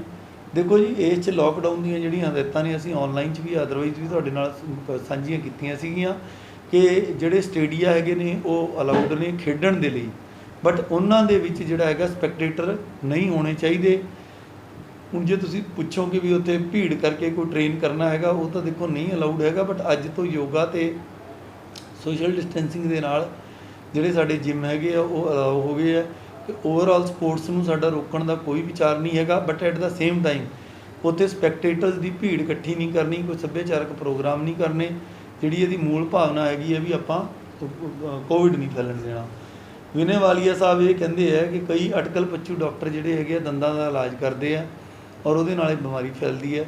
ਮੇਰੀ ਸਾਰੇ ਸੂਝਵਾਨ ਜਿਹੜੇ ਵਸਨੀਕ ਹੈਗੇ ਨੇ, ਬੜੇ ਪੜ੍ਹੇ ਲਿਖੇ ਲੋਕ ਨੇ ਲੁਧਿਆਣੇ ਦੇ, ਮੇਰੀ ਉਹਨਾਂ ਨੂੰ ਬੇਨਤੀ ਹੈ ਕਿ ਐਸੇ ਡਾਕਟਰ ਜਿਹੜੇ ਕਿ ਪ੍ਰੋਪਰਲੀ ਕੁਆਲੀਫਾਈਡ ਨਹੀਂ, ਉਹਨਾਂ ਕੋਲ ਜਾਣ ਤੋਂ ਬਚਾਅ ਕਰੋ, ਕਿਉਂਕਿ ਇਹ ਜਿਹੜੀ ਬਿਮਾਰੀ ਹੈਗੀ ਹੈ ਮੂੰਹ ਰਾਹੀਂ ਅਤੇ ਅੱਖਾਂ ਰਾਹੀਂ ਜਾਂਦੀ ਹੈ। ਜੇ ਕੋਈ ਤੁਹਾਡੇ ਹੱਥ ਨੂੰ ਮੂੰਹ ਪਾਉਂਦਾ ਹੋਏਗਾ, ਮੂੰਹ ਨੂੰ ਕੋਈ ਹੱਥ ਪਾਉਂਦਾ ਤਾਂ ਉਹਦੇ ਨਾਲ ਬਿਮਾਰੀ ਫੈਲਣ ਦੇ ਚਾਂਸ ਜ਼ਿਆਦਾ ਹੈ।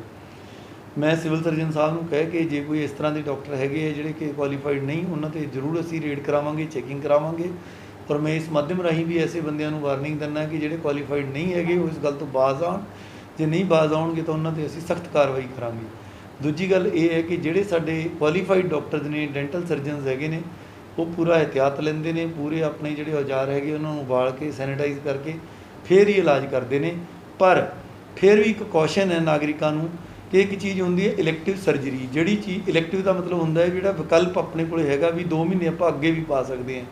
ਜੇ ਤੁਹਾਡਾ ਕੋਈ ਐਸਾ ਇਲਾਜ ਹੈ ਜਿਹਨੂੰ ਤੁਸੀਂ ਮਹੀਨੇ 2 ਮਹੀਨੇ ਅੱਗੇ ਪਾ ਸਕਦੇ ਹੋ, ਉਹਨੂੰ ਕਿਰਪਾ ਕਰਕੇ ਮਹੀਨੇ 2 ਮਹੀਨੇ ਅੱਗੇ ਪਾ ਦਿਓ, ਕਿਉਂਕਿ ਇਸ ਟਾਈਮ ਹਸਪਤਾਲ ਜਿਹੜੇ ਹੈਗੇ ਉਹਨਾਂ 'ਚ ਕੋਵਿਡ ਦਾ ਇਲਾਜ ਸਾਡੀ ਫਸਟ ਪ੍ਰਾਇਓਰਟੀ ਹੈ। ਜੇ ਕੋਈ ਮਰੀਜ਼ ਪਹਿਲਾਂ ਹੀ ਬਿਮਾਰ ਹੈ, ਨਿਢਾਲ ਹੈ, ਐਸੇ ਟਾਈਮ 'ਤੇ ਹਸਪਤਾਲਾਂ 'ਚ ਆਊਗਾ ਤਾਂ ਉਹਦੇ ਐਕਸਪੋਜਰ ਦਾ ਚਾਂਸ ਵੱਧ ਜਾਂਦਾ ਹੈ। ਜੇ ਕੋਈ ਹੁਣ ਤੁਹਾਡੇ ਵੱਸੋਂ ਬਾਹਰ ਹੋ ਜੇ, ਕੋਈ ਐਮਰਜੈਂਸੀ ਆ ਜੇ, ਕਿਸੇ ਨੂੰ ਪੱਥਰੀ ਦਾ ਦਰਦ ਹੀ ਉੱਠ ਖੜ੍ਹੇ, ਉਹ ਤਾਂ ਬੰਦਾ ਕੀ ਕਰੂਗਾ, ਆਊਗਾ ਹੀ ਫਿਰ। ਪਰ ਜਿਹੜਾ ਬੰਦਾ ਰੁਕ ਸਕਦਾ ਉਹ ਕਿਰਪਾ ਕਰਕੇ ਰੁਕੇ। ਆਨੰਦ ਸਿੰਘ ਜੀ ਕਹਿੰਦੇ ਹੈ ਕਿ ਟਿਊਸ਼ਨ ਅਲਾਊਡ ਹੈ ਕਿ ਨਹੀਂ। ਦੇਖੋ, ਇਸ 'ਤੇ ਮੈਂ ਬਹੁਤ ਵਾਰ ਕਲੀਅਰ ਕਰ ਚੁੱਕਿਆ ਹੈਗਾ। MHA ਦੀਆਂ ਗਾਈਡਲਾਈਨਾਂ ਅਨੁਸਾਰ ਸਾਡੇ ਬੱਚੇ ਫੁੱਲਾਂ ਵਾਂਗੂ ਹੈਗੇ ਨੇ। ਜਿਹੜੇ ਫੁੱਲ ਨੇ ਉਹਨਾਂ ਨੂੰ ਜਿਵੇਂ ਬਚਾ ਕੇ ਰੱਖਣਾ ਹੁੰਦਾ, ਬੱਚਿਆਂ ਦੀ, ਬਜ਼ੁਰਗਾਂ ਦੀ ਇਮਿਊਨਿਟੀ ਡਾਊਨ ਹੁੰਦੀ ਹੈਗੀ ਹੈ। ਇਸੇ ਕਰਕੇ ਸਰਕਾਰ ਕੋਈ ਨਹੀਂ ਚਾਹੁੰਦੀ ਵੀ ਕਿਸੇ ਦੇਸ਼ ਦੇ ਬੱਚੇ ਨਾ ਪੜ੍ਹਨ। ਸਰਕਾਰ ਨੂੰ ਮਜਬੂਰਨ ਇਹ ਕੌੜਾ ਘੁੱਟ ਭਰਨਾ ਪਿਆ ਹੈਗਾ। ਇਸ ਕਰਕੇ ਹੀ ਕਿਹਾ ਗਿਆ ਹੈ ਕਿ online learning is allowed but classroom teaching is not allowed. ਜੇ ਕਿਸੇ ਨੇ ਕਲਾਸ ਪੜ੍ਹਾਉਣੀ ਹੈ, ਟਿਊਸ਼ਨ ਪੜ੍ਹਾਉਣੀ ਹੈ, ਔਨਲਾਈਨ ਵੈਲਕਮ, ਬਟ ਜੇ ਕੋਈ ਬੱਚਿਆਂ ਦਾ ਇਕੱਠ ਕਰਕੇ ਪੜ੍ਹਾਊਗਾ ਦੈਟ ਇਜ਼ ਨਾਟ ਅਲਾਊਡ। ਔਰ ਅਗਰ ਕੋਈ ਇੱਦਾਂ ਕਰੂਗਾ ਤਾਂ ਉਸ 'ਤੇ ਕਾਰਵਾਈ ਹੋਊਗੀ। ਲੋਕੇਸ਼ ਰਾਜਪੂਤ ਜੀ ਇਹ ਕਹਿੰਦੇ ਹੈ ਕਿ ਵੀ ਮੈਨੂੰ ਸੂਚਨਾ ਮਿਲੀ ਹੈ ਕਿ ਨੰਬਰ ਆਫ ਕੋਵਿਡ ਬੈਡਸ 1000 ਹੈਗੇ ਆ। ਕਹਿੰਦੇ ਵੀ ਇਹ 1.5 ਮਿਲੀਅਨ ਪਾਪੂਲੇਸ਼ਨ, 1.5 ਮਿਲੀਅਨ ਦਾ ਮਤਲਬ 15 ਲੱਖ ਲੋਕਾਂ ਦੇ ਸ਼ਹਿਰ ਦੇ ਲਈ ਇਹ ਸਫੀਸ਼ੀਐਂਟ ਨਹੀਂ ਹੋਊਗਾ। ਰਾਜਪੂਤ ਸਾਹਿਬ, ਇੱਕ ਤਾਂ ਆਪਾਂ 40 ਲੱਖ ਹੈਗੇ ਹਾਂ, ਸੁੱਖ ਨਾਲ ਆਪਣਾ ਪਰਿਵਾਰ ਜਿੰਨਾ ਤੁਸੀਂ ਸੋਚਿਆ ਉਦੋਂ ਵੀ ਵੱਡਾ ਹੈਗਾ। ਤੁਹਾਡੀ ਗੱਲ ਨਾਲ ਮੈਂ ਸਹਿਮਤ ਹਾਂ ਕਿ ਨੰਬਰ ਆਫ ਬੈਡਸ ਜਿਹੜੇ ਹੈਗੇ ਹੈ ਕਿੰਨੇ ਹੀ ਕਰ ਲਈਏ 40 ਲੱਖ ਦੇ ਲਈ ਤਾਂ, ਬਟ ਅੱਜ ਦੀ ਦਿਹਾੜੀ ਜਿੰਨੇ ਬੰਦੇ ਬਿਮਾਰ ਹੈਗੇ ਨੇ, ਸਾਡੇ ਕੋਲ 50% ਤੋਂ ਜ਼ਿਆਦਾ ਬੈੱਡ ਖਾਲੀ ਨੇ। ਮੈਂ ਕਾਫੀ ਜ਼ਿਆਦਾ ਡਿਟੇਲ 'ਚ ਇਸ ਵੀਡੀਓ ਦੇ ਸ਼ੁਰੂ 'ਚ ਤੁਹਾਨੂੰ ਦੱਸ ਚੁੱਕਿਆ ਹੈਗਾ। But at the same time ਇਹਨਾਂ ਨੇ ਰਿਕੁਐਸਟ ਕੀਤੀ ਹੈ ਕਿ ਵੀ ਆਪਾਂ ਜੀ ਜਦ ਤੱਕ ਇਹ ਘਟ ਨਹੀਂ ਜਾਂਦੇ ਤਾਂ ਲੋਕਡਾਊਨ ਕਰ ਲਈਏ। ਜਿਵੇਂ ਮੈਂ ਤੁਹਾਨੂੰ ਦੱਸਿਆ ਵੀ ਸਾਡੇ ਕੋਲ ਬੈੱਡ ਅਜੇ ਹੈਗੇ ਆ ਜ਼ਿਆਦਾ। ਔਰ ਇੱਕ ਮੈਂ ਦੂਜੀ ਤੀਜੀ ਵੀਡੀਓ 'ਚ ਕਲੀਅਰ ਕਰ ਰਿਹਾ ਕਿ ਲੋਕਡਾਊਨ ਨਾ ਆਪਸ਼ਨ ਹੈਗੀ ਹੈ, ਨਾ ਅਸੀਂ ਇਸ 'ਤੇ ਵਿਚਾਰ ਕਰ ਰਹੇ ਹਾਂ। ਪਿਛਲੇ 3-4 ਮਹੀਨਿਆਂ 'ਚ ਅਸੀਂ ਨੰਬਰ ਆਫ ਬੈੱਡਸ ਵੀ ਵਧਾ ਲਏ, ਲੋਕ ਵੀ ਕਾਫੀ ਕੌਸ਼ੀਅਸ ਹੋ ਗਏ, ਕਿਉਂਕਿ ਲੋਕਡਾਊਨ ਉਦੋਂ ਕਰਨਾ ਹੁੰਦਾ ਜਦੋਂ ਲੋਕਾਂ ਨੂੰ ਸੈਂਸਿਟਾਈਜ਼ ਕਰਨਾ ਹੋਵੇ, ਪਹਿਲਾ ਪੜਾਅ ਹੁੰਦਾ ਹੈਗਾ। ਹੁਣ ਬਾਰ-ਬਾਰ ਲੋਕਡਾਊਨ ਕਰਕੇ ਉਹ ਬੰਦੇ ਜਿਹੜੇ ਕਿ ਦਿਹਾੜੀ ਦੱਪੇ ਕਰਨ ਵਾਲੇ ਨੇ, ਰੋਜ਼ ਦੀ ਰੋਜ਼ ਕਮਾਉਂਦੇ ਨੇ, ਖਾਂਦੇ ਨੇ, ਉਹਨਾਂ ਦਾ ਅਸੀਂ ਹੋਰ ਜਿਹੜਾ ਹੈਗਾ ਉਹਨਾਂ ਨੂੰ ਸੱਟ ਨਹੀਂ ਪਹੁੰਚਾਉਣਾ ਚਾਹੁੰਦੇ। ਅਜੇ ਵੀ ਜਿਹੜਾ ਤੁਹਾਨੂੰ ਪਾਰਸ਼ਲ ਲੋਕਡਾਊਨ ਨਹੀਂ ਲੱਗਦਾ, ਇਹ 'ਚ ਤੁਸੀਂ ਸੋਚੋ ਜਿਹੜੇ ਵਿਆਹਾਂ ਨਾਲ ਜੁੜੇ ਬਹਿਰੇ ਨੇ ਉਹਨਾਂ ਦਾ ਕੀ ਬਣ ਰਿਹਾ, ਜਿਹੜੇ ਬੈਂਡ ਬਾਜੇ ਵਾਲੇ ਉਹਨਾਂ ਨਾਲ ਕੀ ਬਣ ਰਿਹਾ, ਘੋੜੀਆਂ ਵਾਲਿਆਂ ਦਾ ਕੀ ਬਣ ਰਿਹਾ, ਹਲਵਾਈਆਂ ਦਾ ਕੀ ਬਣ ਰਿਹਾ। ਸੋ ਇਸ ਕਰਕੇ ਕੋਵਿਡ ਇੱਕ ਬਹੁਤ ਵੱਡੀ ਮਹਾਂਮਾਰੀ ਹੈ। ਬਹੁਤ ਸਾਰੇ ਲੋਕ ਇਹਦੇ ਨਾਲ ਇਕਨੋਮਿਕ ਰੂਪ 'ਚ ਚਪੇਟ 'ਚ ਆਏ ਨੇ। ਬਾਰ-ਬਾਰ ਇਸ ਗੱਲ ਬਾਰੇ ਵਿਚਾਰ ਕੀ ਕਿ ਵੀ ਲੋਕਡਾਊਨ ਹੋ ਕੇ ਇਸ ਨਾਲ ਲੋਕਾਂ ਨੂੰ ਇੱਕ ਪੈਨਿਕ ਕ੍ਰੀਏਟ ਹੁੰਦਾ ਹੈਗਾ। ਮੈਂ ਇਹ ਗੱਲ ਕਲੀਅਰ ਕਰ ਦੇਣਾ ਚਾਹੁੰਦਾ, ਸਾਡੇ ਕਈ ਮਾਈਗਰੈਂਟ ਵੀਰ ਵੀ ਨੇ ਜਿਹੜੇ ਦੂਜੇ ਸੂਬਿਆਂ ਤੋਂ ਆਏ ਆ, ਉਹਨਾਂ ਦੇ ਮਨ 'ਚ ਵੀ ਇਹ ਡਰ ਜਾਂਦਾ ਵੀ ਇਹ ਲੋਕਡਾਊਨ ਹੋ ਗਿਆ ਅਸੀਂ ਫਸ ਨਾ ਜਾਈਏ। ਇੱਦਾਂ ਦਾ ਕੋਈ ਚੀਜ਼ ਸਾਡੇ ਰਡਾਰ 'ਤੇ ਨਹੀਂ। ਜਦੋਂ ਹੋਊਗੀ ਤਾਂ ਵੈਲ ਇਨ ਐਡਵਾਂਸ ਅਸੀਂ ਤੁਹਾਨੂੰ ਦੱਸਾਂਗੇ। ਕਿਰਪਾ ਕਰਕੇ ਆਪਦੀ ਇਹਤਿਆਤ ਲਓ।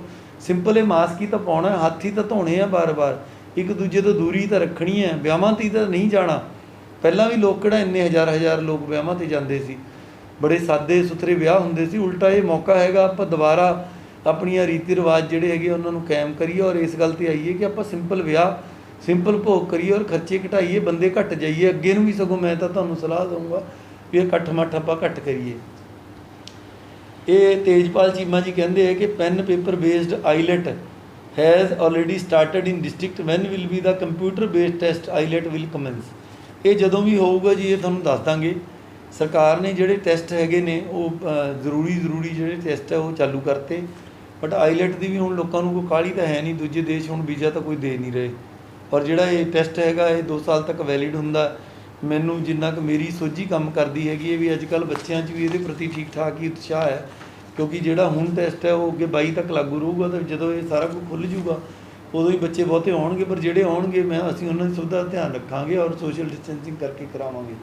ਅਭਿਨਵ ਕਪੂਰ ਜੀ ਕਹਿੰਦੇ ਆ keep a check on the roadside eateries like Chowpatty and food trucks.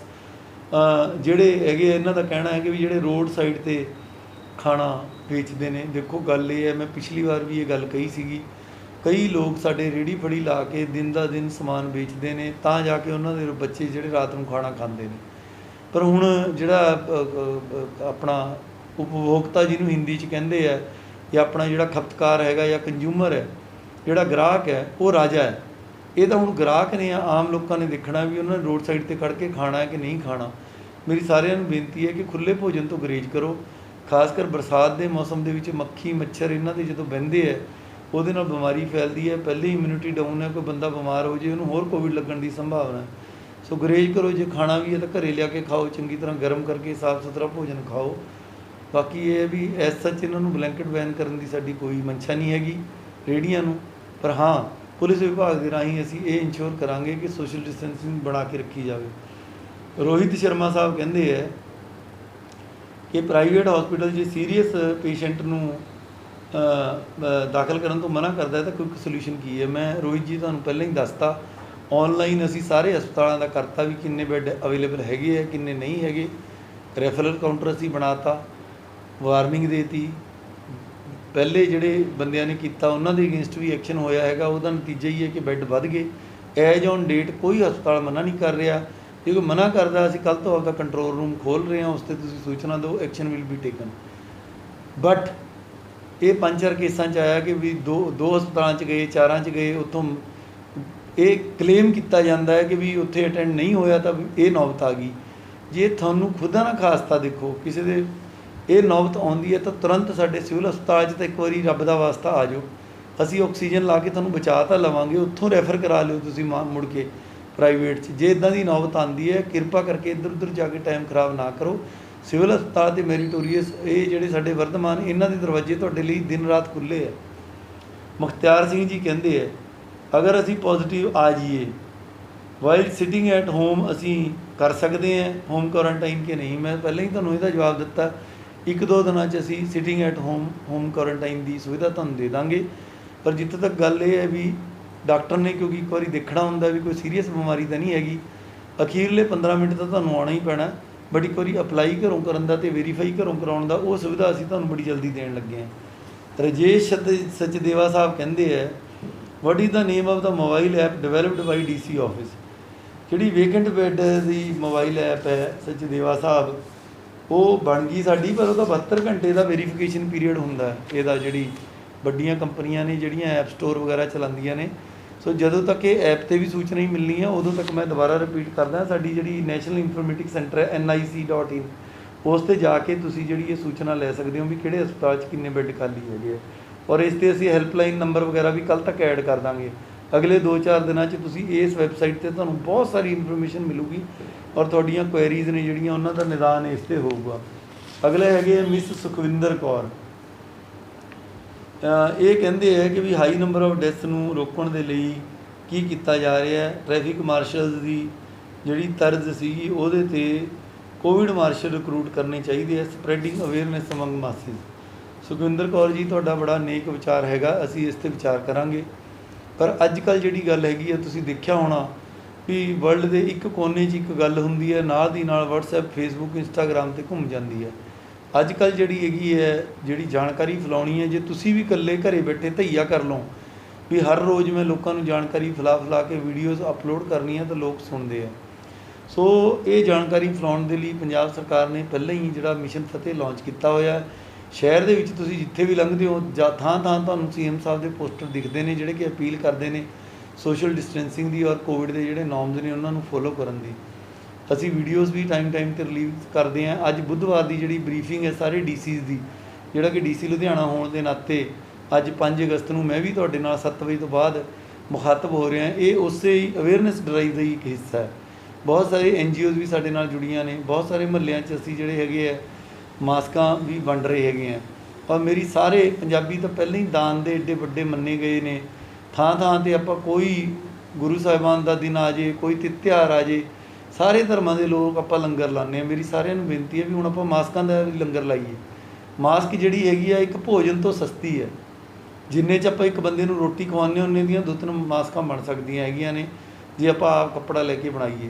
ਸੋ ਮੇਰੀ ਅੱਜ ਦੀ ਸੂਝਵਾਨ ਜਿਹੜੀਆਂ ਇੱਥੋਂ ਦੀਆਂ NGOs ਨੇ, ਜਿਹੜੇ ਇੱਥੋਂ ਦੇ ਲੋਕ ਨੇ, ਮੇਰੀ ਸਾਰਿਆਂ ਨੂੰ ਬੇਨਤੀ ਹੈ ਕਿ ਤੁਸੀਂ ਵੀ ਮਾਸਕਾਂ ਦੇ ਲੰਗਰ ਲਾਓ, ਲੋਕਾਂ ਤੱਕ ਪਹੁੰਚਾਓ। ਕੋਈ ਇਹ ਨਹੀਂ ਹੈ ਵੀ ਸਾਡੇ ਕੋਲ ਕੋਈ ਫੰਡਸ ਦੀ ਕਮੀ ਹੈ, ਪਰ ਅਸੀਂ ਐਟ ਏ ਟਾਈਮ ਹਸਪਤਾਲਾਂ ਦਾ ਵੀ ਕਰਨਾ ਹੈ, ਲਾਅ ਐਂਡ ਆਰਡਰ ਵੀ ਦੇਖਣਾ ਹੈ। ਜੋ ਸਾਡੀ ਸਮਰੱਥਾ ਹੈਗੀ ਹੈ ਉਹਦੇ ਮੁਤਾਬਕ ਅਸੀਂ ਵੰਡ ਰਹੇ ਹੈਗੇ ਹਾਂ। ਔਰ ਮੈਨੂੰ ਪਤਾ ਵੀ ਹਰ ਪੰਜਾਬੀ 70-80% ਲੋਕ ਸਾਡੇ ਐਸੇ ਸਮਰਥਵਾਨ ਹੈ ਵੀ ਘੱਟੋ ਘੱਟ ਲੀਰ ਹੈਗੀ ਹੈ 1 ਮੀਟਰ 'ਚੋਂ ਹੀ 14-15 ਬਣ ਜਾਂਦੀਆਂ ਹੈਗੀਆਂ ਨੇ। ਇਹ ਤਾਂ ਲੀਰ ਛੋਟੀ ਮੋਟੀ ਘਰੇ ਰੁਮਾਲ ਕਿਸੇ ਨੂੰ ਵੀ ਮਿਲ ਜਾਂਦਾ ਹੈਗਾ। ਪਰ ਆਪਾਂ ਨਾਲੋਂ ਨਾਲ ਜਿਹੜੀਆਂ ਸੂਝਵਾਨ ਸੰਸਥਾਵਾਂ ਹੈਗੀਆਂ ਨੇ, ਰੋਟੀ ਵਾਲੇ ਲੰਗਰ ਆਪਾਂ ਬਹੁਤ ਲਾ ਲਏ, ਬਹੁਤ ਲੋਕਾਂ ਨੂੰ ਆਪਾਂ ਰੋਟੀ ਖਿਲਾਈ, ਕਰੋੜਾਂ ਲੋਕਾਂ ਦਾ ਢਿੱਡ ਭਰਿਆ ਹੈਗਾ। ਆਪਾਂ ਪੰਜਾਬ ਤਾਂ ਵੈਸੇ ਹੀ ਕੇਂਦਰੀ ਪੂਲ 'ਚ ਇੰਨਾ ਅਨਾਜ ਪਾਉਂਦਾ ਹੈਗਾ। ਔਰ ਲੋਕਡਾਊਨ ਦੇ ਦੌਰਾਨ ਤੁਸੀਂ ਬਹੁਤ ਸਾਰਾ ਲੰਗਰ ਲੋਕਾਂ ਨੂੰ ਖਵਾਇਆ, ਮੈਂ ਤੁਹਾਡਾ ਧੰਨਵਾਦ ਕਰਦਾ। ਪਰ ਹੁਣ ਆਪਾਂ ਨੂੰ ਮੋਡ ਚੇਂਜ ਕਰਨ ਦੀ ਲੋੜ ਹੈ। ਹੁਣ ਆਪਾਂ ਗਿਆਨ ਦਾ ਲੰਗਰ ਲਾਈਏ, ਆਪਾਂ ਲੋਕਾਂ ਨੂੰ ਗਲੀ ਮੁਹੱਲਿਆਂ 'ਚ ਇਹ ਦੱਸੀਏ ਵੀ ਸੋਸ਼ਲ ਡਿਸਟੈਂਸਿੰਗ ਕਰੋ, ਇਸ ਬਿਮਾਰੀ ਤੋਂ ਬਚੋ। ਜਿਹੜੇ ਪਰਿਵਾਰ ਇਸ ਬਿਮਾਰੀ ਨਾਲ ਝੰਜੋੜੇ ਗਏ, ਤੁਸੀਂ ਵੀਡੀਓਜ਼ ਦੇਖੀਆਂ ਨੇ ਪਿਛਲੇ 2 ਹਫ਼ਤਿਆਂ 'ਚ 2 ਪਰਿਵਾਰਾਂ ਦੀਆਂ ਬੜੀਆਂ ਦਿਲ ਹਲੂਣ ਵਾਲੀਆਂ ਵੀਡੀਓਜ਼ ਆਈਆਂ। ਮੈਂ ਵੀ ਬੰਦਾ ਹੀ ਹੈਗਾ, ਸਾਡੇ ਵੀ ਮਨਾਂ 'ਤੇ ਬੜਾ ਗਹਿਰਾ ਉਹਦਾ ਅਸਰ ਪਿਆ ਹੈਗਾ, ਤੁਹਾਡੇ ਮਨਾਂ 'ਤੇ ਵੀ ਪਿਆ ਹੋਊਗਾ। ਪਰ ਇਸ ਤੋਂ ਨਿਕਲੀਏ ਕਿਵੇਂ? ਘਰੇ ਬਹਿ ਕੇ ਹੰਝੂ ਵਹਾਉਣ ਨਾਲ ਜਾਂ ਉਸ 'ਤੇ ਅਫਸੋਸ ਕਰਨ ਨਾਲ, ਡਰਾਇੰਗ ਰੂਮ 'ਚ ਬੈਠ ਕੇ ਗੱਲਾਂ ਕਰਨ ਨਾਲ ਗੱਲ ਨਹੀਂ ਬਣਨੀ। ਹਰ ਇੱਕ ਬੰਦੇ ਨੂੰ ਸੋਲਜਰ ਬਣਨਾ ਪੈਣਾ। ਜੇ ਤੁਸੀਂ 10 ਬੰਦਿਆਂ ਨੂੰ ਵੀ ਮਾਸਕਾਂ ਵੰਡੋਗੇ, ਸਮਝੋ ਤੁਸੀਂ ਬਹੁਤ ਵੱਡੀ ਖੁਦਾ ਦੀ ਨੇਮਤ ਲੈ ਲਈ, ਬਹੁਤ ਵੱਡੀ ਪ੍ਰਮਾਤਮਾ ਦੀ ਖੁਸ਼ੀ ਲੈ ਲਈ। ਸੋ ਇਹਨਾਂ ਬੇਨਤੀਆਂ ਦੇ ਨਾਲ ਮੈਂ ਸਾਰੇ ਜਿਹੜੇ ਵੀ ਸਾਡੇ ਸੂਝਵਾਨ ਵਸਨੀਕ ਨੇ ਉਹਨਾਂ ਨੂੰ ਦੁਬਾਰਾ ਤੋਂ ਇੱਕ ਵਾਰ ਅਖੀਰ 'ਚ ਜਾਂਦੇ ਹੋਏ ਸ਼ੁਭ ਇੱਛਾਵਾਂ ਦਿੰਦਾ, ਚੰਗੀ ਸਿਹਤ ਦੀਆਂ। ਆਉਣ ਵਾਲੇ 8 ਹਫ਼ਤੇ, ਕਿਉਂਕਿ ਹੁਣ ਆਪਾਂ ਪੀਕ ਵੱਲ ਵੱਧ ਰਹੇ ਹਾਂ, ਇਹ ਆਪਣੇ ਲਈ ਬੜੇ ਮਹੱਤਵਪੂਰਨ ਨੇ। ਇਹ ਵੈਸੇ ਵੀ ਫਲੂ ਦਾ ਸੀਜ਼ਨ ਹੁੰਦਾ ਜਦੋਂ ਇਹ ਮੌਸਮ ਚੇਂਜ ਹੋ ਰਿਹਾ ਹੈਗਾ। ਤੋ ਮੈਂ ਤੁਹਾਡੀ ਚੰਗੀ ਸਿਹਤ ਦੀ ਕਾਮਨਾ ਕਰਦਾ। ਉੱਥੇ ਹੀ ਤੁਹਾਨੂੰ 2 ਵਰਗਾਂ ਨੂੰ ਮੈਂ ਅਪੀਲ ਕਰੂੰਗਾ। ਇੱਕ ਤਾਂ ਮੈਂ ਆਮ ਲੋਕਾਂ ਨੂੰ ਅਪੀਲ ਕਰੂੰਗਾ ਕਿ ਆਪਦੇ ਇਹਤਿਆਤ ਵਰਤੋ, ਪੈਨਿਕ ਨਾ ਫੈਲਾਓ। ਔਰ ਦੂਜਾ ਮੈਂ ਡਾਕਟਰ ਵਰਗਾ ਸਾਡਾ ਜਿਹੜਾ, ਉਹਨਾਂ ਨੂੰ ਅਪੀਲ ਕਰੂੰਗਾ ਕਿ ਅੱਜ ਦੀ ਦਿਹਾੜੀ ਉਹ ਹੈਗੀ ਹੈ ਕਿ ਆਪਾਂ ਬੂਹੇ ਖੋਲ੍ਹ ਦਈਏ। ਇਹ ਮਾਨਵਤਾ ਬੜੇ ਦੁੱਖ 'ਚੋਂ ਲੰਘ ਰਹੀ ਹੈ। ਜਿਹੜਾ ਬੰਦਾ ਤੁਹਾਡੇ ਬੂਹੇ 'ਤੇ ਆਉਂਦਾ ਉਹਨੂੰ ਬੂਹਾ ਖੋਲ੍ਹੋ, ਉਹਦਾ ਸਤਿਕਾਰ ਕਰੋ, ਉਹਦਾ ਇਲਾਜ ਕਰੋ। ਇਸੇ ਦਿਨ ਦੇ ਲਈ ਆਪਾਂ ਸਾਰੇ ਟ੍ਰੇਨ ਹੋਏ ਸੀ, ਮੈਂ ਐਜ਼ DC, ਤੁਸੀਂ ਐਜ਼ ਡਾਕਟਰ। ਅੱਜ ਦੇ ਦਿਨ ਲੋਕਾਂ ਨੂੰ ਬਚਾਉਣ ਦੇ ਲਈ ਆਪਾਂ ਸਾਰੀ ਟ੍ਰੇਨਿੰਗ ਲਿੱਤੀ ਹੈ, ਇੰਨੀ ਜ਼ਿੰਦਗੀ ਘਾਲਣਾ ਕੀਤੀ ਹੈ, ਸਾਰੀ ਉਮਰ ਦੂਜੇ ਕੰਮ ਕਰਨ ਲਈ ਪਈ ਹੈ। ਧੰਨਵਾਦ। ਮੈਨੂੰ ਇਸ ਗੱਲ ਦਾ ਪੂਰਾ ਯਕੀਨ ਹੈ ਕਿ ਸਾਡੀ ਜਿਹੜੀ ਡਾਕਟਰ ਫਰੈਟਰਨਿਟੀ ਹੈਗੀ ਹੈ ਉਹ ਜ਼ਰੂਰ ਲੁਧਿਆਣੇ ਦੇ ਇੱਕ ਵੀ ਬੰਦੇ ਨੂੰ ਕਿਸੇ ਬੈੱਡ ਦੀ ਪ੍ਰੋਬਲਮ ਨਹੀਂ ਆਉਣ ਦੇਊਗੀ। ਔਰ ਕੋਈ ਬੰਦੇ ਦੀ ਮੈਨੂੰ ਕਾਲ ਹੀ ਨਹੀਂ ਆਊਗੀ ਵੀ ਮੈਨੂੰ ਬੈੱਡ ਨਹੀਂ ਮਿਲਿਆ। ਧੰਨਵਾਦ। ਪ੍ਰਮਾਤਮਾ ਤੁਹਾਡੀ ਰੱਖਿਆ ਕਰੇ।